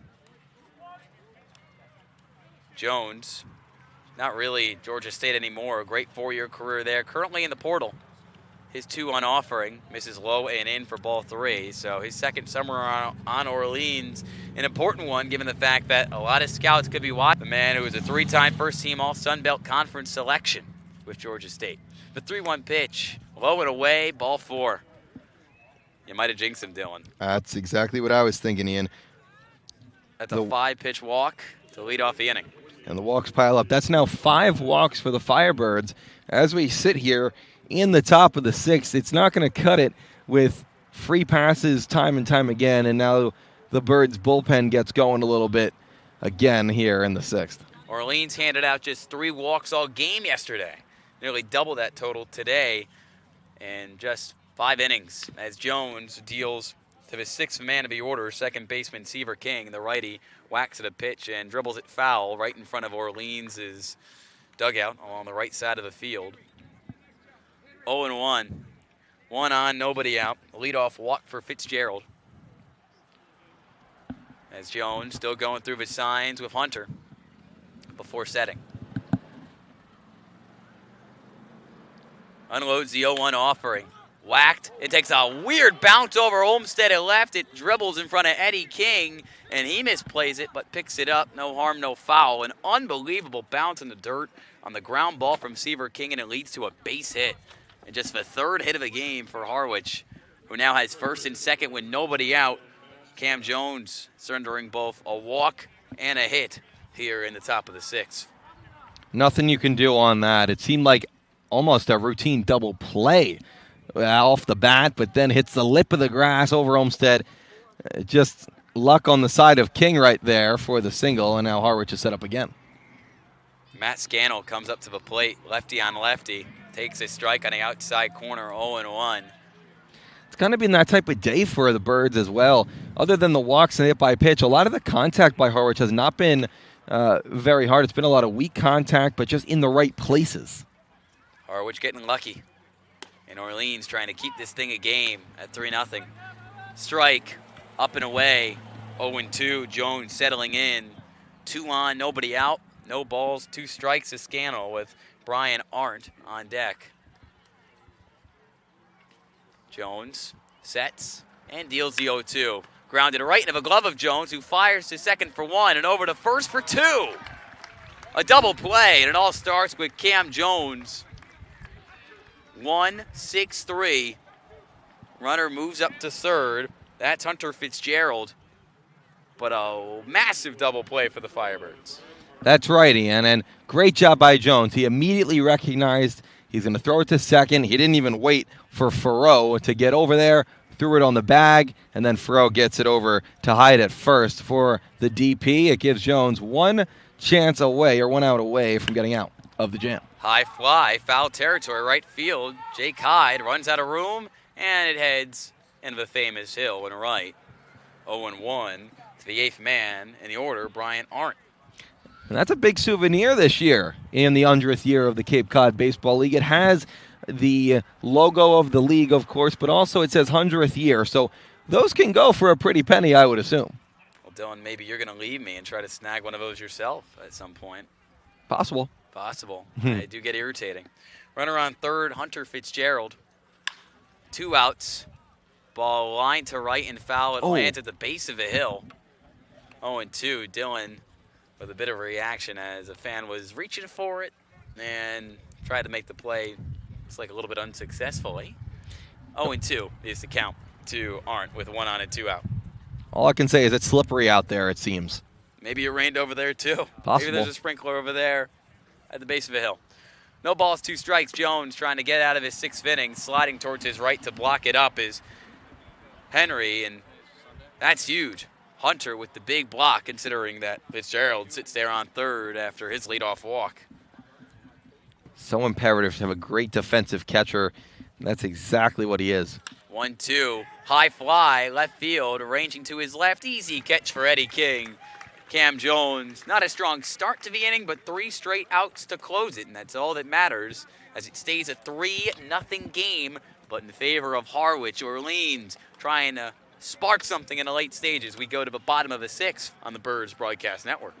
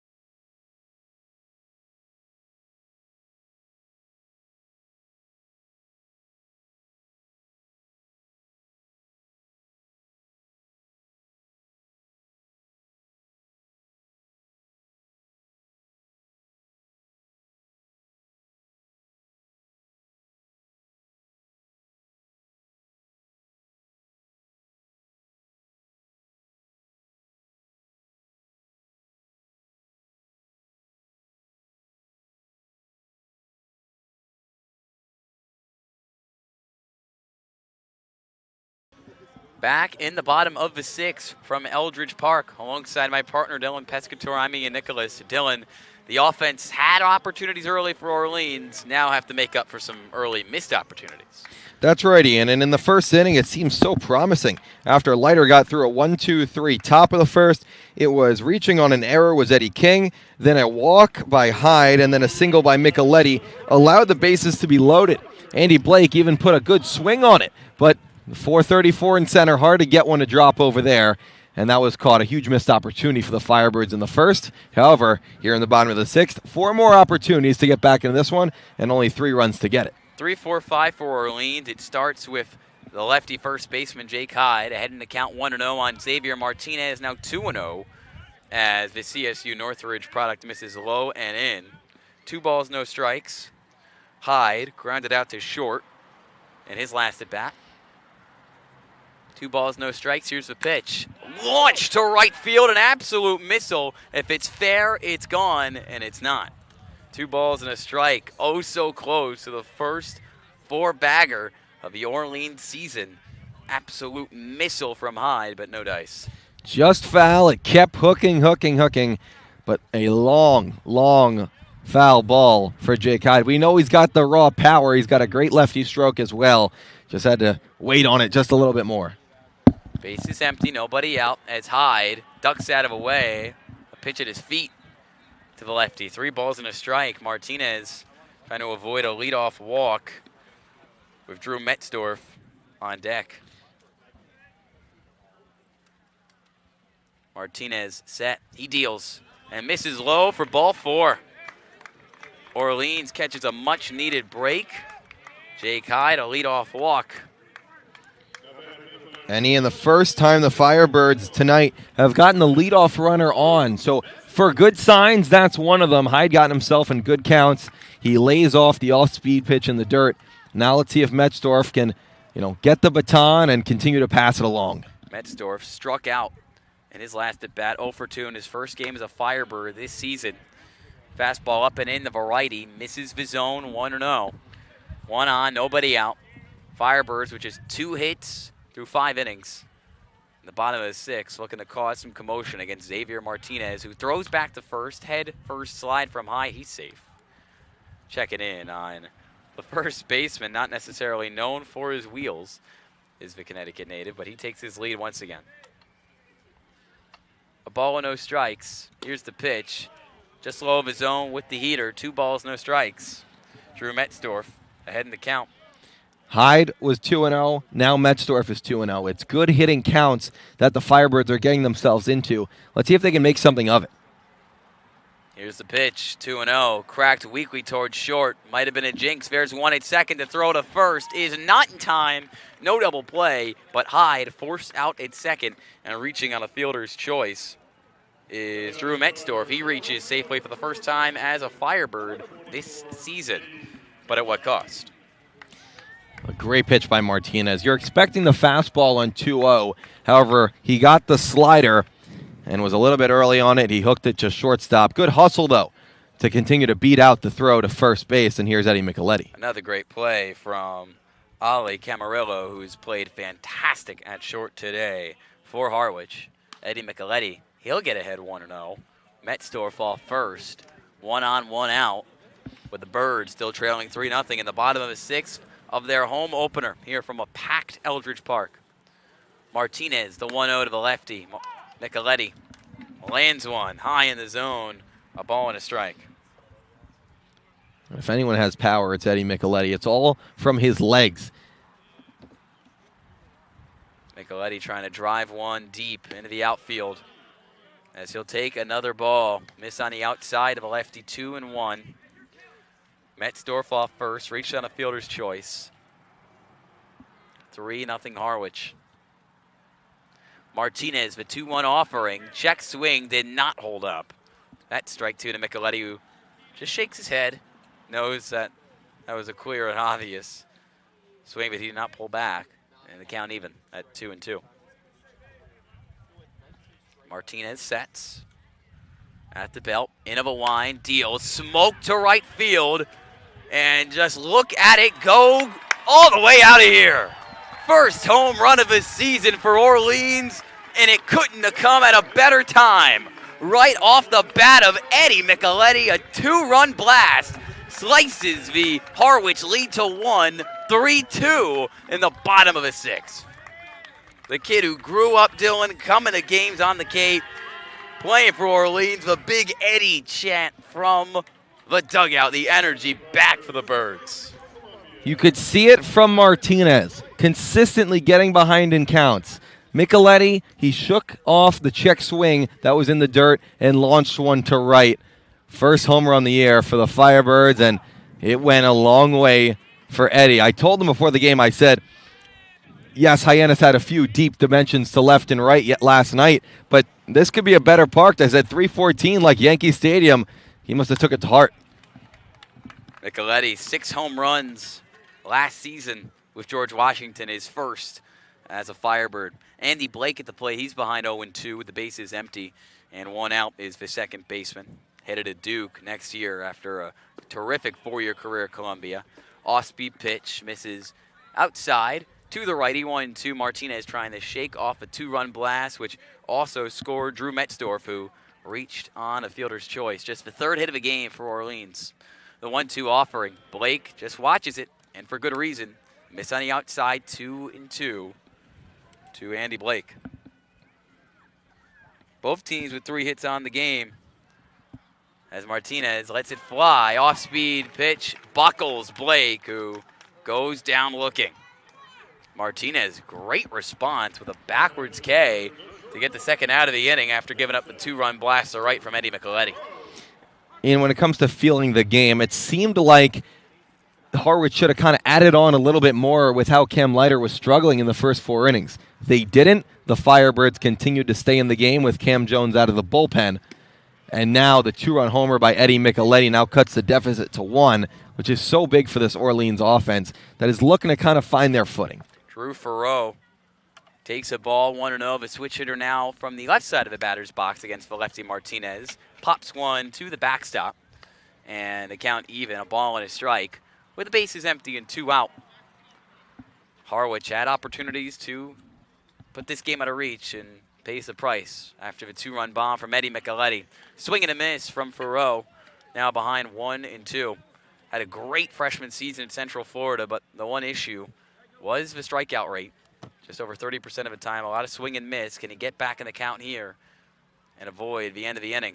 1-2 pitch. Miss on the outside from Martinez. Count even, 2-2. Bases empty, 2 out. 2 balls, 2 strikes to the 7th man of the order. Drew Farreau, the Florida native.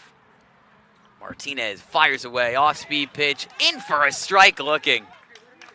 Strike 3, back-to-back Ks to end the inning for Xavier Martinez.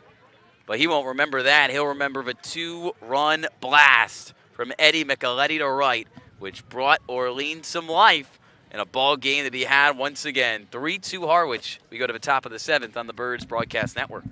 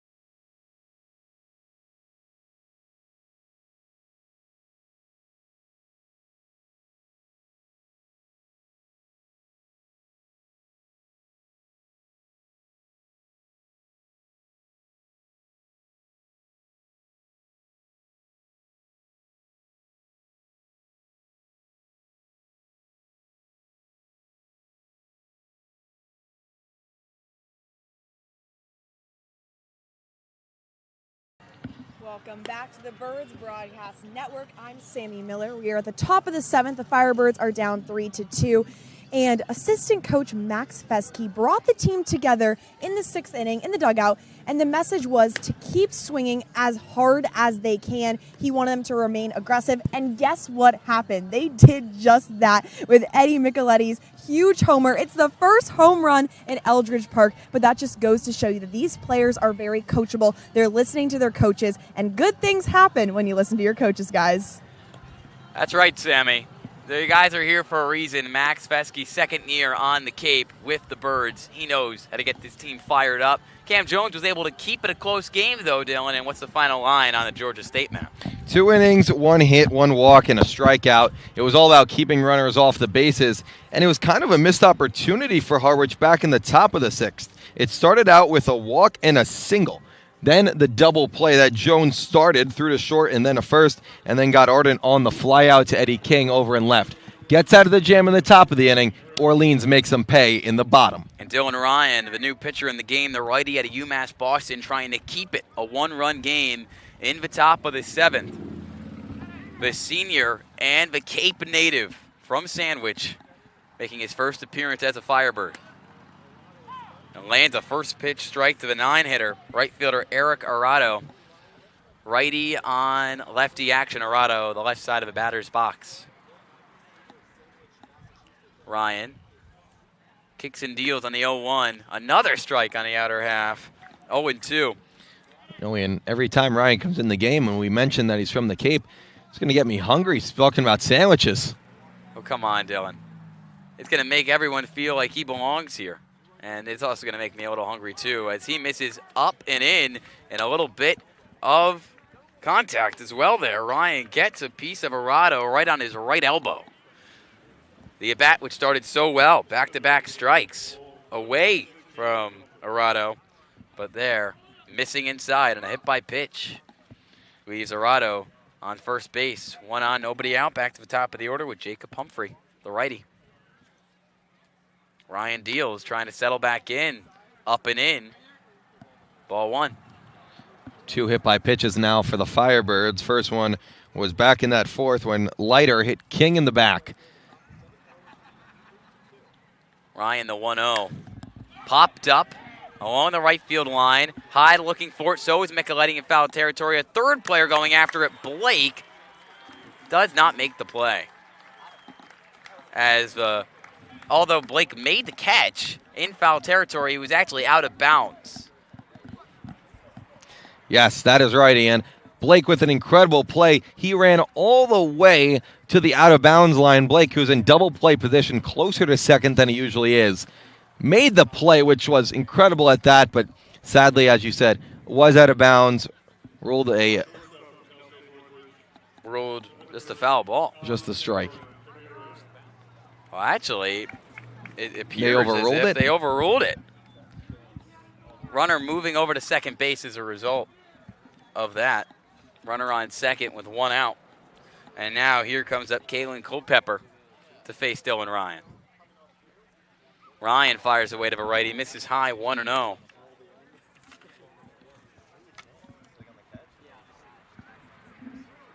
Really great effort from Andy Blake, but in the process, moving over to second, Eric Arado. UMass Boston pitcher trying to get back in it. Dylan Ryan with 1 on and 1 out. Here's a 1-0 offering, slapped over the netting and into the street. A ball and a strike. What I'm so interested in and kind of fascinated with is how manager Kelly Nicholson is using his pitchers. So he starts out with Leiter and a hard over-the-top righty thrower. Out of the bullpen comes Jones, the lefty, who has some success. And now it's Ryan, who's kind of a sidewinder. Does not go over the top, more, you could say, 9 o'clock arm angle out of Ryan. Ryan, 1-1. Lands a strike at 6:41 at night. The arm angle certainly interesting from Ryan. Small school kid trying to get it done on the big stage, regardless of how the ball is coming out of his right hand. Runner on second is Arado. 1 on, 1 out. Camarillo behind 1-2 as he swings at the pitch in the foul territory on the right side of the field. Hyde giving it chase, but it hits the side netting and he's unable to make the snag.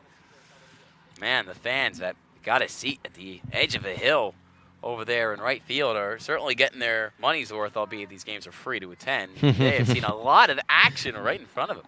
A lot of souvenirs at that, but Ryan's getting what he wants. He wants late swings, and that's what he's getting from a lot of these Harwich hitters.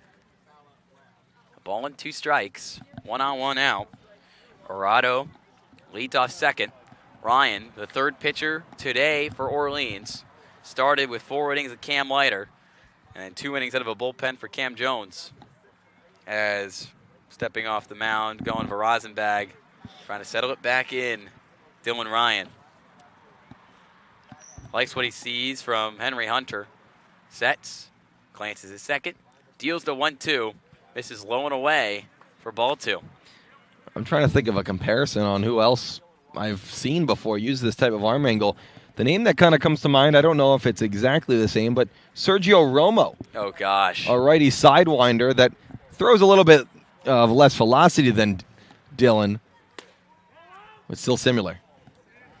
Ryan, a ball just high of his own, a long at bat between the UMass Boston product on the mound and the CSU Northridge product at the plate. Full count with a runner on second and 1 out.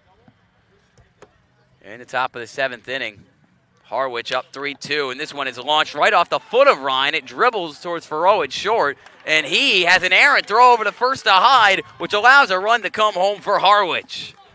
An absolute disaster for Orleans as crossing home plate Eric Arado and moving over to second. Ollie Camarillo on a wonky play in which Orleans now finds itself down 4-2 in the top of the 7th. We knew sloppy baseball was probably going to be the name of the game in the first week or so as guys kind of try to get back in that routine after their college season. Farrow got to it. It went off Ryan's leg and in that shortstop area, but he was heading towards second base, so he had to go back the other way. Farrow picked it up, and in all reality, had no chance. Yeah, he should have held on to it, or as they say in the baseball world, he should have ate it. Scored a hit and a throwing error from Farrow at shortstop. 4-2 Harwich over Orleans. Now batting Kalen Culpepper. Takes the ball 1-0, and the runner on second is Ali Camarillo. 4th hit of the day for Harwich. The 1-0 on its way home. Also misses upstairs, 2-0. An error for both teams on the day.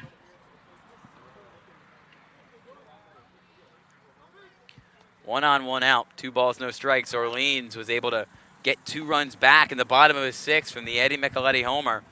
But thanks to a little help from Orleans defense, Harwich answers right back at the top of the 7th. Ryan's 2-0 offering, low of the zone. 3 balls, no strikes, with Kennedy Jones on deck for the Mariners. We're going to blow this thing open and reestablish dominance in a game where they've had opportunities and have seen them go by. 1 on, 1 out. Ryan set, deals, inside strike to the righty. 3-1 to number 31. You know what really interests me in is Harwich has scored 4 runs in this game. 2 of them have come off free passes. A walk, led off the 4th, a hit by pitch that led off the 7th.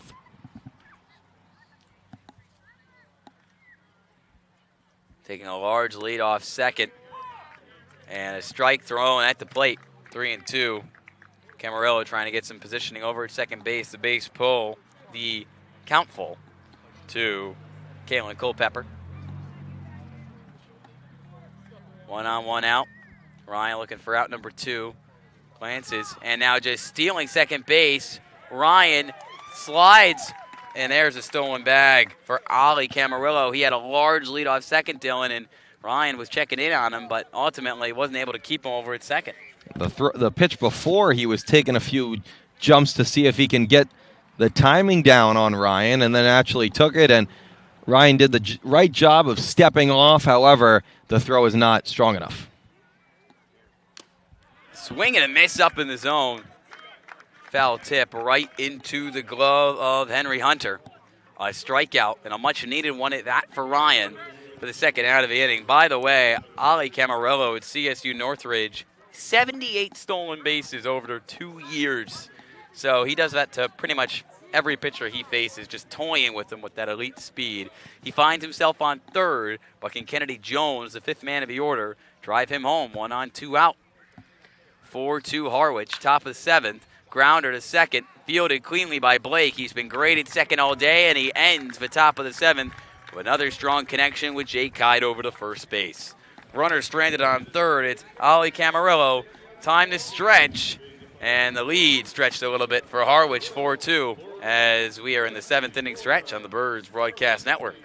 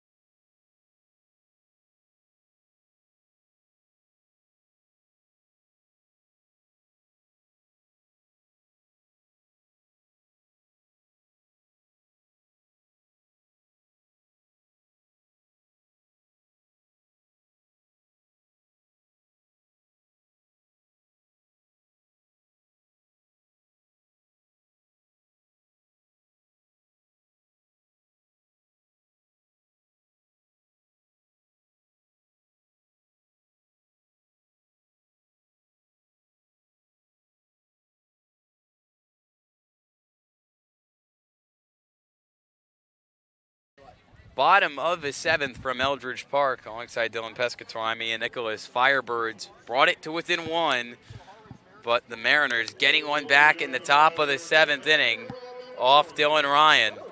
But meanwhile, Xavier Martinez still on the bump for his third inning of work out of a bullpen. For the Mariners, he'll face 8, 9, and 1 in the Birds order, starting with the catcher, Henry Hunter. Lefty on righty. Martinez misses in the dirt, 1-0. Martinez went 3 innings or more 3 times this season over at CSUN. He's done it before. However, his second inning, he looked very shaky at the start. He was consistently falling behind in counts, and that's what got him in trouble with Eddie Micheletti, as Orleans got 2 on the board. However, they still trail by 2. A ball and a strike. Micheletti home run followed up by 2 strikeouts delivered by Martinez, who misses low with the 1-1 offering, and Hunter gets ahead 2-1, leading off in the bottom of his seventh for Orleans. Just 3 hits on the game, and the 2 runs came off the last one from Eddie Micheletti, the home run to right. Another miss beneath the zone, 3-1. Henry Hunter trying to swing momentum back in the favor of the Firebirds. We have third baseman Johnny Olmstead in the on-deck circle. Here's the pitch, 3-1, low and away. Misses outside, and a 5-pitch leadoff walk for Henry Hunter. Great job by Hunter. He realizes that Martinez has trouble with his control back in his second inning of work, now in his third. Let's see if the Firebirds can kind of take advantage here and maybe get one of the gaps. 1 on, nobody out. The tying run at the plate. Could we see another Firebirds blast? And could it come from Johnny Olmstead? Maybe not. He's showing bunt and taking a large lead off first. Henry Hunter has to slide back into the bag to avoid being thrown out by the catcher behind the dish, Brian Arndt. An arm getting warm in the bullpen for Orleans, by the way. It's Trevin Hope. Martinez deals, and once again throwing over to first and getting a head-first slide out of Henry Hunter, who has dirtied up the white jersey of his. I'm sure he's going to love to talk to Brian Arndt after the game about that, but Henry Hunter, he's showing off some wheels, taking a large lead off first for a catcher. 2 balls, no strikes to Olmstead, who takes once again and smartly does so. A miss low of his own, 3-0. Back to the top of the order with Austin Overn, still hitless as a Firebird on deck. Martinez trying to land a strike on a 3-0 and cannot do so. Back-to-back walks issued out by Martinez to start the inning. Over now comes up to the plate. This is the exact situation he was in, Ian, as we're going to get a mound visit from Harwich. It was last night in Hyannis. First and second, nobody out, and the Orleans Firebirds put on the bunt sign. Overn did not get the bunt on the ground. He popped it up to the pitcher, and eventually the Firebirds did not score in that inning. It kind of hurt them. So let's see if Overn, if he gets the sign, number one, if number two, can he execute the bunt? Good point. You talked to Kelly Nicholson about that earlier today, and obviously a win is a win, so not too much made of that piece of situational hitting that did not go the way of Austin Overn, but we've talked about it through these two broadcasts this summer. As the mound visit concludes, Xavier Martinez stays on the mound with 2 on and nobody out in the bottom of the 7th. But if Orleans loses that game, maybe they're bunting even more in practice before this one. Can Austin Overn do a job here? Back to the top of the order for Orleans. A couple of walks, just 1 strike delivered in the last 2 at-bats by Xavier Martinez. Leading off second, Henry Hunter. Leading off first, Johnny Olmstead. Lefty on righty. Overn shows bunt, lays it down right in front of a plate, but he actually put it in foul territory first. Runners went, but now have to retreat back to first and second. 0-1 to Overn. Overn bunted it. It hit his bat as he dropped it. So now a strike on him. He can still has the opportunity to get it down, but now it really kind of, the pressure is on. First baseman in Scannell and the third baseman in Culpepper are in on the corners. In on the grass, knowing what's coming next from Overn with first and second and nobody out in the bottom of the 7th. Martinez looks at second, deals, bunt, laid down once again, but it drifts behind the dish in the dirt behind home plate. 0-2, and another opportunity for Overn to potentially lay down a bunt in twice as many games. Cannot lay it down. Disappointing, but what does Kelly Nicholson say? Forward thinking, positive thinking. Forget those 2 missed opportunities. He's still up at the plate, and he can take a good swing. He's a great hitter. He is a great hitter, but he is charted 0 for 6 with the Firebirds. Will a hit come for Austin Overn here on the 0-2 pitch. Whacks it right to first. Throw to second in time, and holding on to it at second is Ali Camarillo, as the Birds have 1 runner forced out. And now runners on the corners. Over reaching on a fielder's choice and moving over to third base. Henry Hunter forced out. Johnny Olmstead. And this is a big opportunity for Orleans. As you said, runners on the corners. Here's Eddie King. If you can get 1, that would be all right. You're wanting to tie the game here, but Eddie has to do his job. A fly ball to the outfield would be just fine. 4-2 Harwich, bottom of the 7th. Orleans 2 on, 1 out. Throw back to first, not in time. Head first slide from Overn. Eddie King was the player of the game yesterday, trying to make something else happen today to earn maybe another one. Martinez looks at third. Overn on the move. Throw to second. And now a throw to third. And sliding in safe. Luckily, Henry Hunter, he's taken a couple large leads here. He does not get caught there. But Overn is able to steal the bag at second. And now it's second and third for Orleans. Well, that's what's going to happen. First and third, so many situations and so many plays put on by Harwich. They put on the fake throw to second and then throw to third as Hunter was off the bag, just got back. But Overn steals and now 2 in scoring position. The tying run at second is King. Pops one up, foul territory near Orleans' dugout, but it drifts out of play to the hill. A ball and a strike for Eddie King. And here's another big opportunity for King. A single ties the game, especially with the speedy Overn at second. And Henry at third. 2 on, 1 out, 1 ball, 1 strike to King. Martinez deals. Up and in, ball 2. King ahead in the count, 2 balls and a strike. You got to think this might be the end of the line for Martinez. 2 1/3 for him out of a bullpen. He's already given up 2 runs.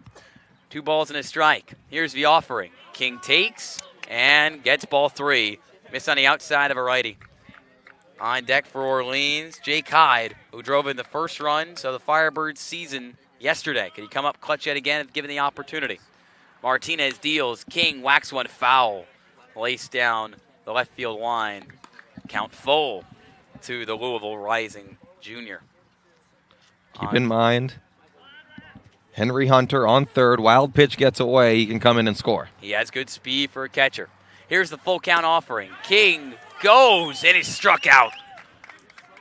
Tried to pull back the bat. Not in time. Martinez with a massive strikeout for the second out of the inning. And it seems like even after the K, he's smiling because he knows his night is over. But he does keep it a 2-run game before exiting. A mound visit from the longtime manager, Steve Englert, in his 20th season at the helm, takes the ball from Xavier Martinez, and who will be called upon for Harwich as the tying run is on second base for Orleans. When we come back from a quick break, Harwich leads Orleans 4-2 here in the bottom of the 7th. We'll be right back.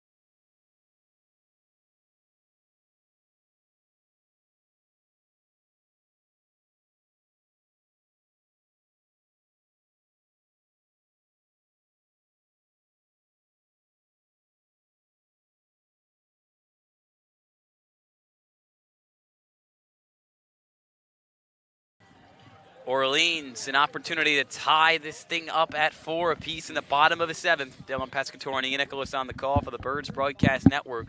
New pitcher on the bump, replacing Xavier Martinez for Harwich, and manager Steve Englert is Chris Latito, the right-handed man out of Jacksonville. Runners on second and third for Orleans. Henry Hunter on third, and Austin Overn on second. And at the plate, Jake Hyde, the lefty first baseman, to face the righty Chris Latito. Tito looks at third, and his first pitch, the fastball up and away for strike one. Hyde falls behind, 0-1. Jake Hyde does so well in these opportunities. He led the Big East out of Georgetown in RBIs. He knows what to do with runners in scoring position. Drove in the first run of Orleans' season yesterday, and takes for ball one, a miss on the outside corner for Latito. Second and third for Orleans, 2 outs, a pitching change. Xavier Martinez out, Chris Latito in. Henry Hunter off third, Austin Overn off second. 1-1 on the way to the plate, swing and a miss. Hyde falls behind 1-2. Orleans a strike away from blowing an opportunity to knot things up at 4 apiece in the bottom of the 7th inning. Just 3 hits all night for the Firebirds in their home opener. Latito trying to keep the 2-1 lead for Harwich. The 1-2 on the way. Popped up in foul territory along the left field line, and coming over from third to make the play and get out of the jam for Harwich is third baseman Caitlin Culpepper. Really good stuff from Chris Latito to retire Hyde on the foul out and strain 2 runners in scoring position for Orleans, who still trails 2 runs, 4-2 after 7. We'll be back on the Birds Broadcast Network in the top of the 8th.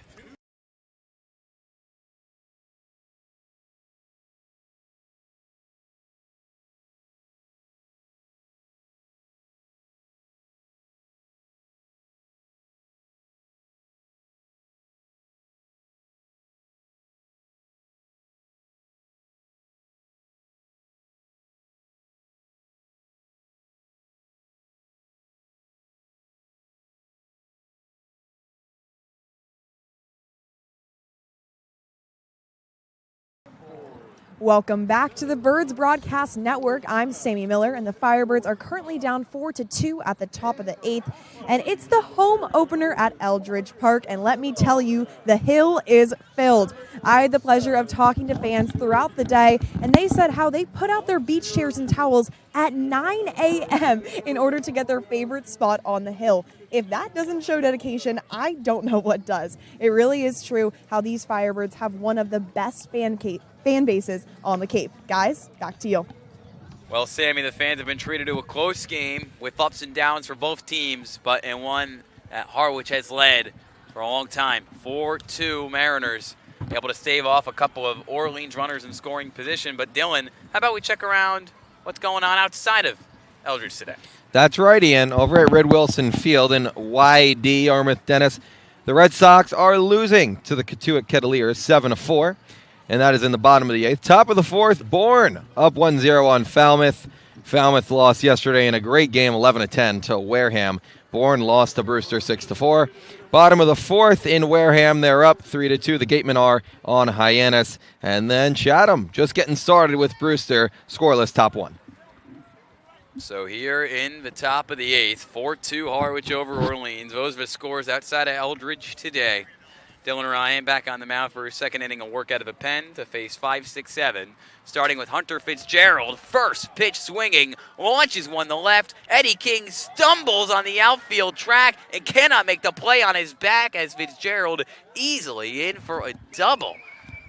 Eddie King was perfectly under that baseball, Dylan, in left field at the track, but hit the deck, just lost his footing completely, and as a result, a man in scoring position to lead off the inning for Harwich, and it's Hunter Fitzgerald.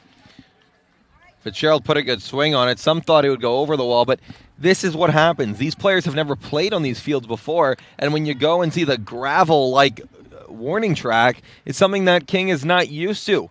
He goes back, his foot kind of slips, and takes a spill. I mean, it's going to happen. The ball lands right in front of him, and now a runner in scoring position. Harwich in a great spot. It's actually a pinch runner now. Ryan Wilson from Davidson steps in for Hunter Fitzgerald. 5th hit of the day for Harwich, and now batting is Seaver King, the second baseman. Ryan deals. Grounded off of Ryan's foot. Seaver King, that is. He's going to walk that off. Just fouled it right off his right foot. He feels it, but he's all right. 0-1. And Ian, I got another score update for you related to the Orleans Firebirds. Virginia, U of A, beat Duke today 12-2 in a Game 3, which allowed Virginia to clinch a spot in the College World Series in Omaha. 6th time for them. For the Hokies, that will allow Duke to be eliminated, and Aiden Weaver, who is on the Orleans Firebirds roster, hopefully be here in a couple days. Ryan, the 0-1. Deals in the direction of King, who walked off the foul ball into his right foot and takes the ball 1-1. Another team making it deep into the college baseball postseason. Florida, a couple of Orleans Firebirds on that roster as well. It's good to see him succeed, but bad to see them not here. The 1-1 pitch with one on and nobody out, swung on right into the glove of Ryan. Makes it look easy as he flips it underhanded over to Blake at first for the out, but moving over to third is the pinch runner Ryan Wilson. First out of the inning, Wilson pinch running for Fitzgerald after his leadoff double. 1-on-1 out with the runner on third for Harwich, trying to extend the 4-2 lead in the top of the 8th, and it brings up Matt Scannell, the first baseman. And now you put the Firebirds defense in an interesting situation. You have to limit runs at all costs. The infield is in on the grass. Ryan deals to the lefty and misses upstairs, ball 1. The infield made up of Jake Hyde, Andy Blake, Drew Farrow, and Johnny Olmstead. Playing in, as Dylan mentioned. The 1-0 misses up and away, ball 2. Ryan trying to complete 2 clean innings out of a bullpen.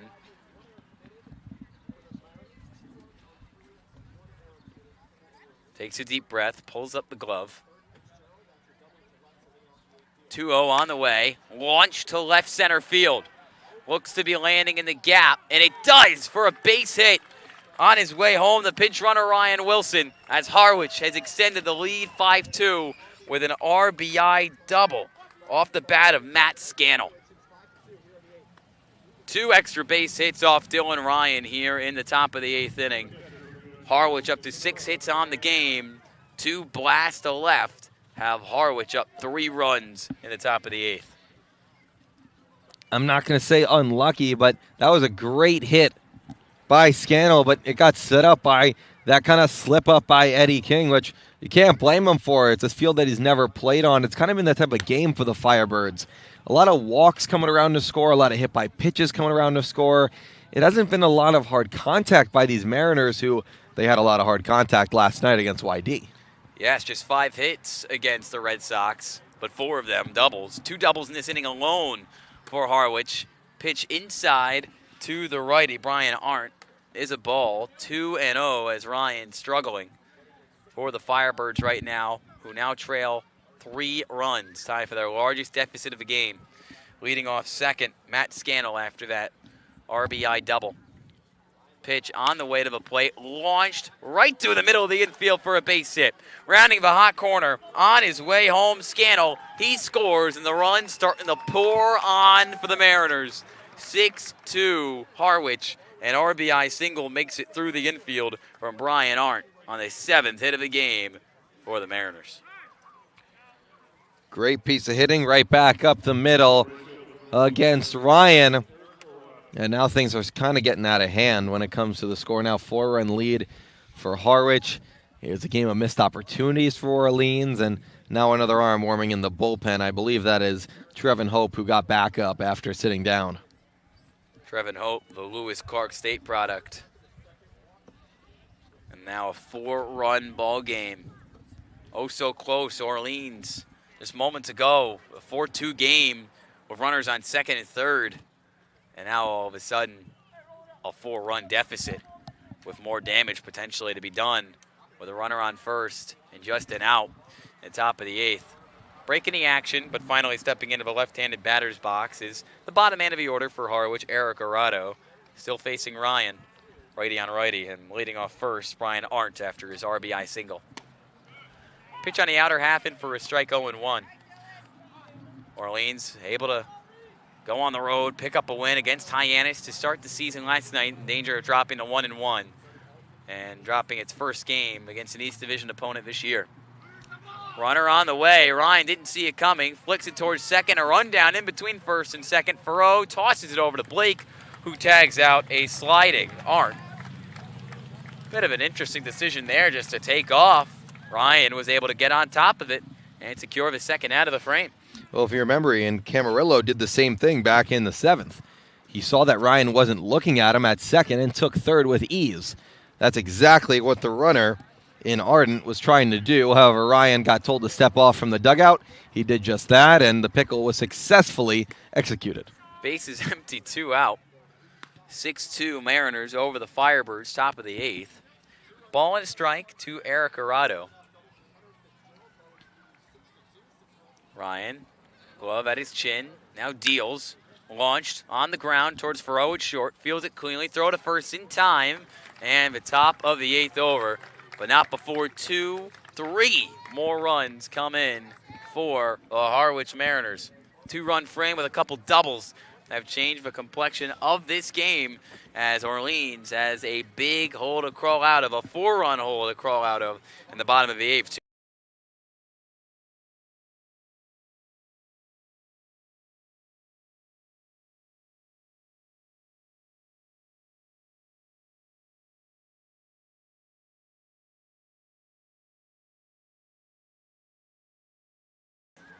Chris Latito back on the mound for his second inning of work. The Jacksonville man tries to keep it a 4-run game. Harwich leads 6-2 over Orleans in its home opener in the bottom of the 8th inning. And a pinch hitter as Orleans has 4, 5, and 6 due up.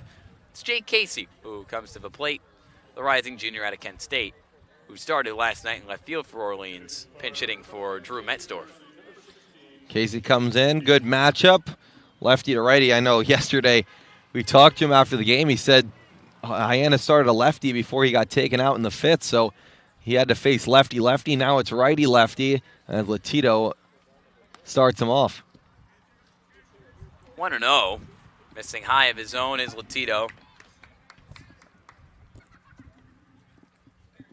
Pitch on the way. Fouled off the mask of the man behind the dish. Brian Arndt was able to drive in a run at the top of the frame for Harwich to extend the lead to 6-2.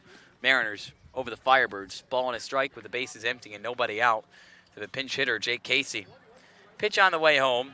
Breaking ball. Lands for strike 2. Casey falls behind 1-2 with Eddie Micheletti, the man who's provided the lone bright spot today for Orleans with a 2-run homer to right on deck. Latito deals. High fly. Right center. Outfielders converging on the ball. At the wall. It gets out of here. Jake Casey, pinch hit with some energy, provides the second home run of the day for Orleans. Firebirds still trail 6-3 in the bottom of the 8th, but Jake Casey with a blast in his first of the year for Orleans. That's right, Ian, and it didn't seem like it off the bat. However, what tipped me off was Andy Blake coming out of the dugout and almost raising his hand, saying, hoping that it goes out. It was a great effort by Arado in right, jumping for it. However, it went into the Firebirds bullpen, and Casey, who comes off a great season at Kent State, he had 12 over there. He gets his first as a Firebird. Eddie Micheletti with the bases empty and nobody out. He knows something about hitting home runs, a 2-run blast, which scored Orleans his first 2 runs of the game. A ball and a strike to Micheletti, the lefty facing the righty, Latito. Casey over a 900 OPS, 40 runs driven in. His first as a Firebird as Micheletti takes a strike on the outer half. 1-2 with Andy Blake, the man who is hyping up that Casey bomb to right center on deck. Latito, the 1-2 pitch, up and away for ball 2. Eddie's such an interesting guy. He said he kind of plays baseball like an old school type of guy. Put the ball in play at all costs. It's something that him, his dad Ed, and also his head coach over at G-Dub just continue to preach.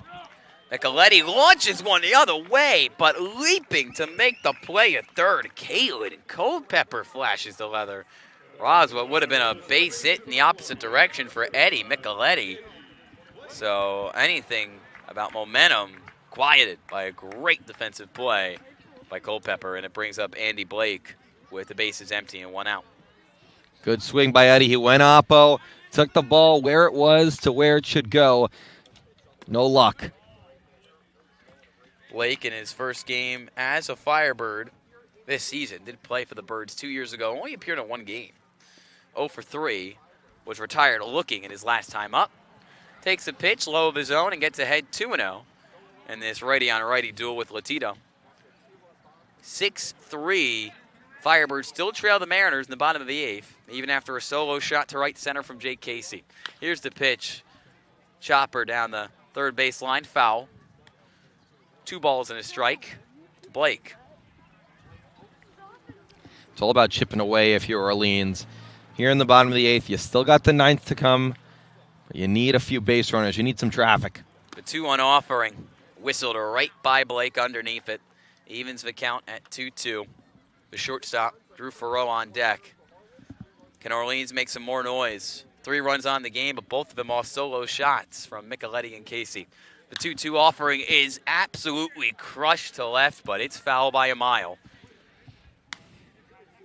2 balls, 2 strikes once again. Andy Blake, he certainly got some pop in the bat. 11 homers, 46 RBIs with the Columbia Lions, the Ivy League Player of the Year this past spring. The 2-2 pitch. Upstairs, ball 3, the heater, just missing for Latito. This is what Blake needs. Get in a hitter's count, see if he can get on base and kind of pass that baton. Base is empty, 1 out. The payoff on the way home. Launch to left center field. Underneath it, though, camping forward is Jones. And he is able to make the play and retire Blake for the second out of the inning. Good swing by Blake on the 3-1 pitch, but just got under it. Jones with a good, or Humphrey, I should say, with enough room to get over there in left center. Blake put a good barrel on it. Not enough. It brings up the switch hitting Drew Farreau.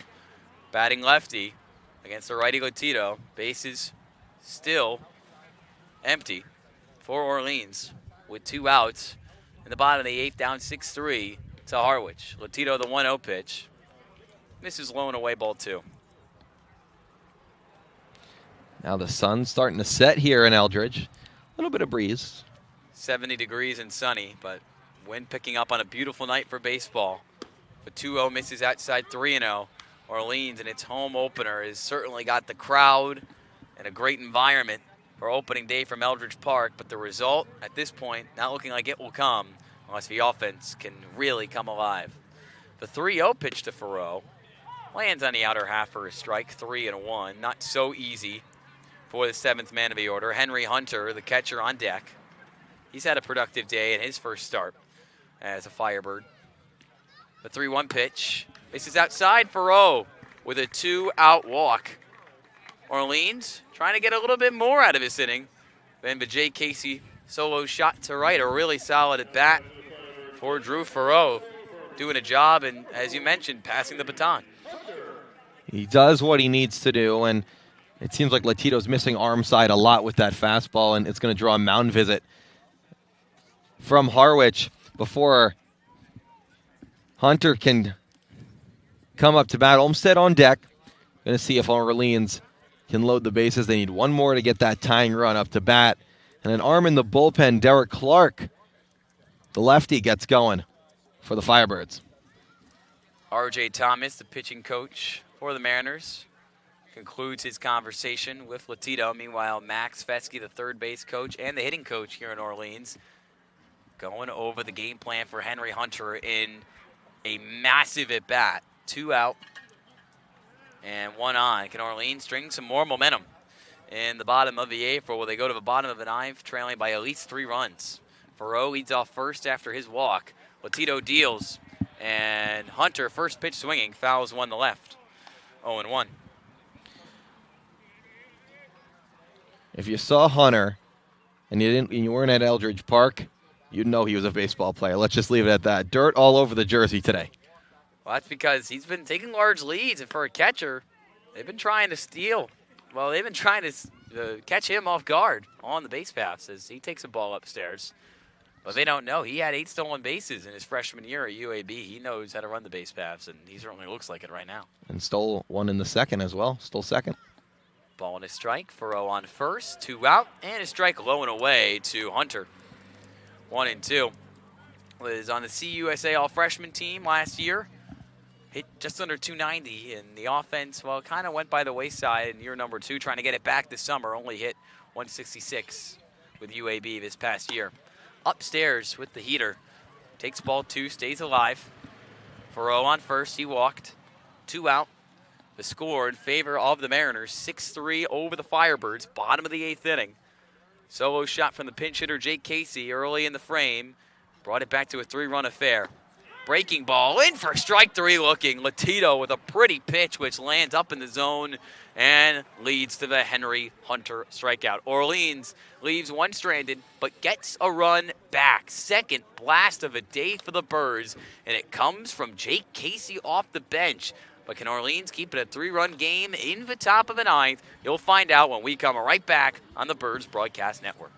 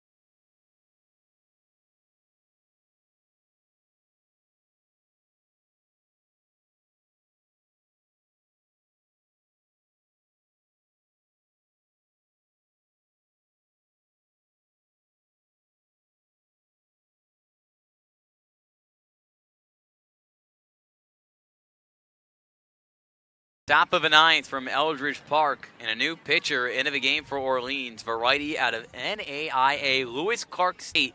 Trevin Hope will toe the rubber in the top of the ninth in a 6-3 game in favor of the Mariners. Dylan, what's the final line on Dylan Ryan? Dylan Ryan, 2 innings, 2 hits, 3 runs, 2 earned. One came across on the error at shortstop from Farrow. No walks and 1 strikeout. However, it's that walk fest kind of mentality for Orleans. They've only allowed, 7 hits for Harwich, but that's related to 5 walks and 2 more hit by pitches. So they've given up the same amount of hits as hit by pitches. If they can clean up the walks, clean up the control, the pitching will definitely look better as we go along in the season. Well, Trevin Hope, somebody who during his past 2 seasons at LC State, he hasn't walked many. In 7 1/3 innings pitched, just 15 walks. Trevin Hope was great in the West Coast League a year ago with the Bellingham Bells.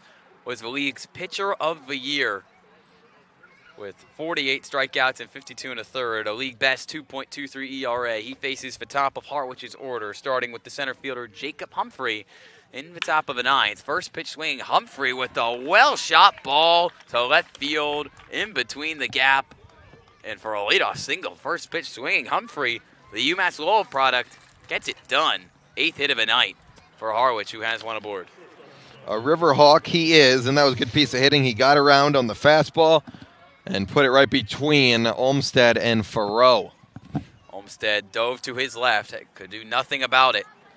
Harwich trying to extend the lead after the solo shot from Jake Casey in the bottom of the 8th. Made it a 3-run affair, 6-3 Mariners over the Birds, top of the 9th. And Hope deals, and launching first pitch again, Ollie Camarillo, and it dies in center field for another base hit. Trevin Hope, 2 pitches and 2 hits. This one is single. And sliding over to second is Humphrey. Camarillo at first, 2 on, nobody out. Worst case scenario for Orleans, as Trevin Hope with no answer right now. It was off the fists by Camarillo. He had almost the same hit back in the 5th. However, Blake got to it. This time, no chance, into no man's land between the Bermuda Triangle of Farrow at short, Blake at second, and over and in center. And now the 3-hitter, Kalen Culpepper, righty on righty. Hope, his 3rd pitch. It is not whacked into the infield or outfield. There's no hit to be seen. Finally, lands a pitch that is not hit, but it's still a ball. Missing low with his own 1-0. 2 on, nobody out. 9 hits now for the Mariners, who have gotten better and better at the plate as this game is going on, and lead 6-3 in the top of the 9th. First and second. Hope set. The 1-0 pitch on the way. Cracked off his backside, and it dribbles towards Farrow at short. He has to eat it. That's the 2nd time today that a ball is deflected off at least the mound or the Orleans pitcher and dribbled to Farrow and led to an infield single. Bases loaded for Harwich, just like that. At the top of the 9th with nobody out. It's been that type of game. Just bounces not going Orleans' way, and right to Hope, but that reaction time is just, it's so tough when the ball's coming right at you. A bad bounce that went into no man's land, and Harwich just like that, 3 singles, bases juiced. Top of the order, getting it done, and now Kennedy Jones comes to the plate. It's an opportunity to make something happen, and he's swinging. First pitch swinging. He misses at a pitch underneath the zone, 0-1. On third, Humphrey. Second, Camarillo. First, Culpepper. All of them singled. Double-digit hits for Harwich, who leads 6-3 in the top of the 9th. Bases loaded, nobody out. Hope the 0-1 offering. Pop to right and to the high end of the hill. Multiple kids chasing after a souvenir, 0-2. On deck for the Mariners, Hunter Fitzgerald. It's like if you told them that candy was over where the ball was. Saw about 20 kids running after Doesn't matter what the score is, that's all they care about. No balls, 2 strikes. Here's the pitch, laced to right field, dropping along the line for a base hit. 1 run scores, it's Humphrey. Also called home, Camarillo. It's a 2-run double for Kennedy Jones. And with the bases loaded, Harwich comes through and pretty much provides the dagger, extending the lead 8-3 up to 11 hits on the game for the Mariners. Great piece of hitting by Jones. He goes with the pitch outside, right to right field along the line, where Micheletti does a good job getting to the ball quickly, but not before two Mariners can score. Kalen Culpepper also moves up to third. Kennedy Jones takes his spot at second. His first 2 runs driven in on the summer. Brings up the 5th man of the order. And a pinch hitter in for the Mariners on the left side of the batter's box. First pitch swinging, he is, and he slides one past Furrow at short for a base hit. Another run comes across the board for Kalen Culpepper. It's getting ugly at this point at the top of the 9th. It's now 9-3 Mariners, having absolutely everything go their way. The pinch hitter was Kenny Lavari, who started last night and now comes in off the bench late in this one. Drives in a run, RBI single. Runners on the corners and nobody out. The infield was in, and it went right past Furrow as he had no chance on that one into left field. Harwich is hitting the ball hard against Hope in his first appearance. 9-3 Mariners over Firebirds. Pitch low of his own for ball 1, Seaver King. Trevin Hope, his first appearance as a Firebird. It's been about as bad as it could get, unfortunately, for a player who dominated in the West Coast League a year ago, just trying to get out of the inning. Here's the pitch, launch to center field, ranging towards his left, all over it, over and makes the play, throws home, cut off by Hyde. It doesn't matter. Another run on a sac fly. It's Kennedy Jones who trots home. Another run for Harwich. 10-3 the score, and the lead increased to 7 runs with 4 runs in this inning alone. Runner still on first base, that being the pinch hitter, Kenny Lavari. And it brings up Matt Scannell, who takes a strike 0-1. Hope a big imposing figure. However, Harwich has been up to the task. They've been hitting the fastball really hard. A lot of good contact by the Mariners here in the 9th. 12 hits on the game now, as this one is blistered to left along the line. King racing into foul territory, and it drops foul. 0-2. The final score will definitely not tell the story of this game, as it's just absolutely opened up thanks to 4 runs in the top of the 9th off Trevin Hope for the Mariners. And with the game out of hand here in Eldredge, how about we go around the league and see what's going on? Katuitt up 8-6 on YD in the bottom of the 9th. Bottom 5, Bourne and Falmouth tied at 2. Top 5, Hyannis up 6-4 on Wareham. And top 2, Whitecaps losing 2-1 to Chatham. Hope misses upstairs. Ball 1 to Matt Scannell, the 7th man of the order. 1 on, 1 out. Chatham, its first game of the season, got rained out yesterday, trying to pull out a win against Brewster, who took down Bourne. And a championship rematch. Swing and a miss. A frustrated Scannell heads back to the dugout. Out number 2 of the inning. First strikeout for Trevin Hope as a Firebird. And the first out recorded for him, but didn't result in a run. The other one came off a sac fly to center. Brian Arndt, the catcher, 8th man of the order, to the plate with 1 on and 2 out. In the top of the 9th, a 10-3 game in favor of Harwich. Miss on the outside with the fastball, 1-0. Orleans most likely to drop to 1-1 on the year, albeit crazy things could happen in the bottom of the 9th for the Firebirds at home here from Eldredge Park.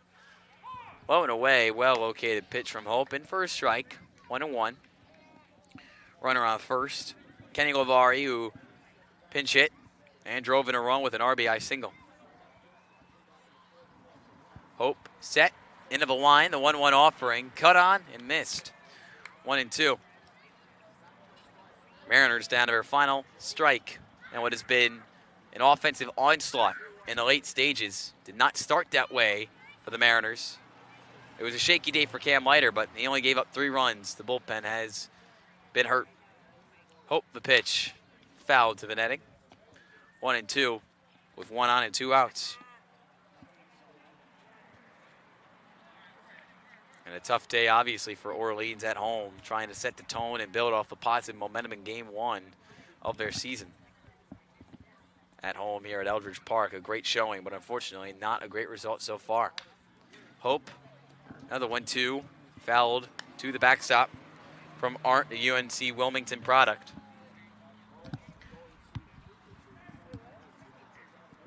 And Harwich imposing its will on the East Division to get things going this season. A tight 4-3 win over YD yesterday at home. Looking to pick up another East Division win tonight. High fly, right field, backing up. Micheletti at the track, makes a play ahead of a wall. Fly out to right is how a disastrous top of the ninth ends for Orleans.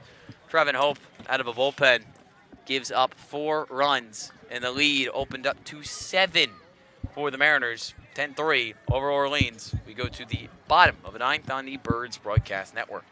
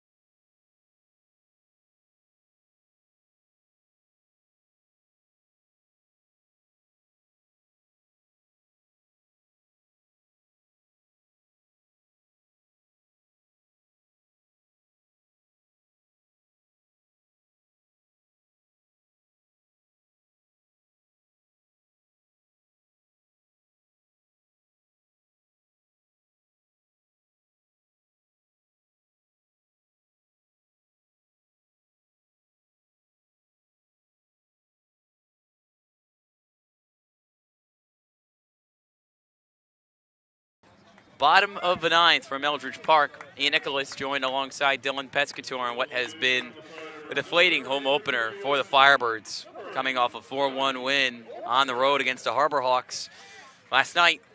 Home opener tonight against Harwich has been a different story. Mariners lead 10-3. New pitcher on the mound. It's Chandler Marsh by way of Georgia. That's right, Ian. From the Palm Beach area in Florida, from Wellington. A season at Georgia where he threw 28 innings, gave up 24 hits and 17 runs. It's been the walks that have been the problem. 28 innings, 28 walks, ERA 5.46. Weak grounder from Johnny Olmstead, who leads off this inning and fielded cleanly at first, and stepping on the bag is Matt Scannell for the first out of the inning, and a strong start for Chandler Marsh, protecting this 7-run lead in the bottom of the ninth inning. Another night where the Orleans offense hasn't found its stride. Only 4 runs in the win last night against Hyannis. 3 tonight off 4 hits, 2 of them home runs. 2-run shot from Eddie Micheletti and a solo shot to right from Jake Casey. Ball in the dirt, 1-0 the count. Back to the top of the order with Austin Overn out of USC. Still without a hit in his brief Firebirds career, has been leading off each of the last 2 games. Base is empty, 1 out. The 1-0 pitch is whacked right into the glove of third baseman Kalen Culpepper. I don't think he's going to be using that bat anymore. That is a broken bat. As it went off the end of the bat, and you can hear it. He's not going to be using that one. Hopefully he has the same guy as Drew Farrow. He could send it over. But once again, a few digits out of the bank account of Overn off that pitch. That's when you remember it's a wood bat league and why it became the premier league in all of collegiate summer ball around 50, 60 years ago. Base is empty, 2 out. Orleans down to its final out. It all comes down to the left fielder, Eddie King Jr., by way of Louisville. Marsh deals and misses low of his own 1-0. The score, 10-3, Harwich over Orleans. Bottom 9, Mariners well on their way to improving to 2-0 on the young season. Both their wins will be against East Division teams. Marsh misses upstairs. 3-0 to Eddie King. Kelly Nicholson trying to provide some optimism from the dugout, the 18th year manager. The 3-0 pitch. Misses just outside. And Eddie King reaches on a 2-out walk. Orleans lives to see another at bat. And here comes the first baseman, Jake Hyde, who has had to play a big role for this team over the last 2 games, given the fact that Aiden Longwell, who started in yesterday's game, down with a minor ankle injury. I think Hyde in his last at-bat is... King's going to take second. Defensive indifference with the score so out of hand, 10-3. Harwich over Orleans, and King leads off second with 2 out. No balls and a strike to Hyde. Marsh gives him a look. Deals the 0-1, swing and a miss, now 0-2. Hyde, last time up in the 7th, he flew out to third base. It was when Orleans was within 4-2 with 2 men on. A missed opportunity, and ever since it's been all Mariners. Marsh trying to seal the deal. Orleans down to its final strike, and a miss well upstairs. Snatched by Arndt. Ball and 2 strikes to Hyde.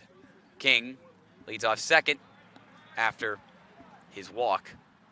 To keep this game going on a quiet night from Eldredge Park. The 1-2 pitch.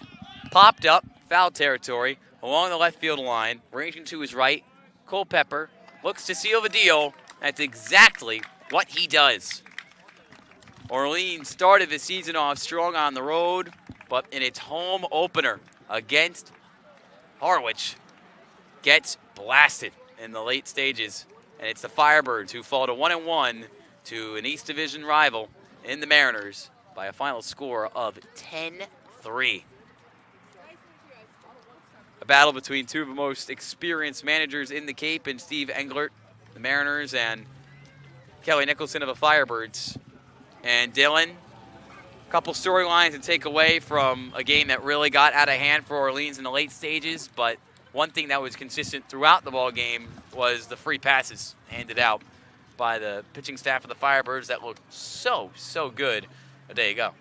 That's right, Ian. It was all about free passes, from walks to hit by pitches, and they came around to score. Harwich did a great job of, yes, they got on base free passes, but they earned their way through. They did jobs, they moved runners, they singled, they got RBIs, and they brought in runs. So Harwich, all credit to them. They had a great offensive performance today. The Firebirds for tomorrow, which they will be back home right here at Eldredge. They host the Bourne Braves.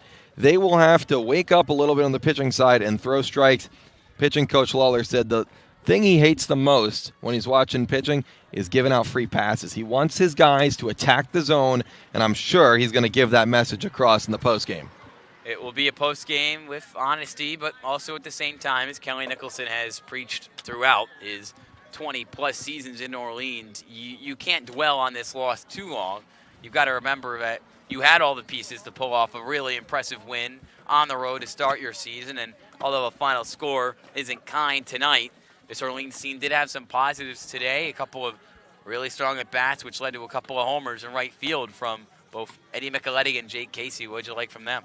Loved it. I love that they're coming from the left side. They got themselves in good hitting counts, and they really put a little power into it. Orleans had no home runs last night. A few hard contact hits, especially by J.D. Urso, and I'm sure Casey had one as well. But another one tonight over the 359 sign into the Orleans Firebirds bullpen. You build off it. Coach Kelly Nicholson before the game, he said, forward, positive thinking. The Firebirds have to wipe this one away and focus on tomorrow. 6:30 start right back here at Eldredge. And it's also our first TV broadcast of the season.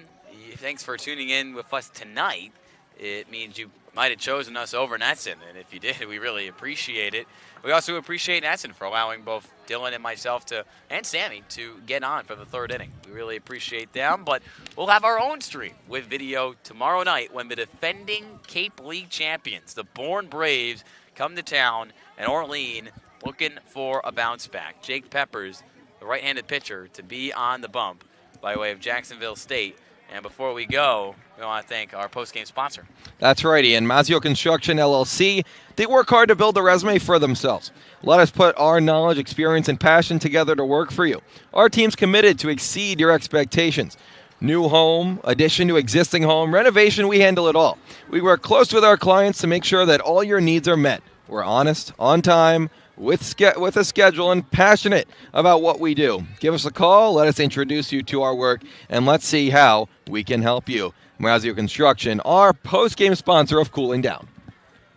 And we're finally cooling down here for Sammy Miller, Dylan Pescatore, our producer Will, I'm Ian. Thanks so much for joining us in a game that did not go Orleans' way. The home opener, not kind of a Firebirds. Harwich comes to town, takes down Orleans 10-3. But we'll be back right here from beautiful Eldredge Park tomorrow at 6:30. And with the TV stream on the Birds Broadcast Network, you won't want to miss it. Coverage starting at 6:15. Make sure to tune in, subscribe to the Orleans Firebirds YouTube channel, and have a great rest of your Sunday night.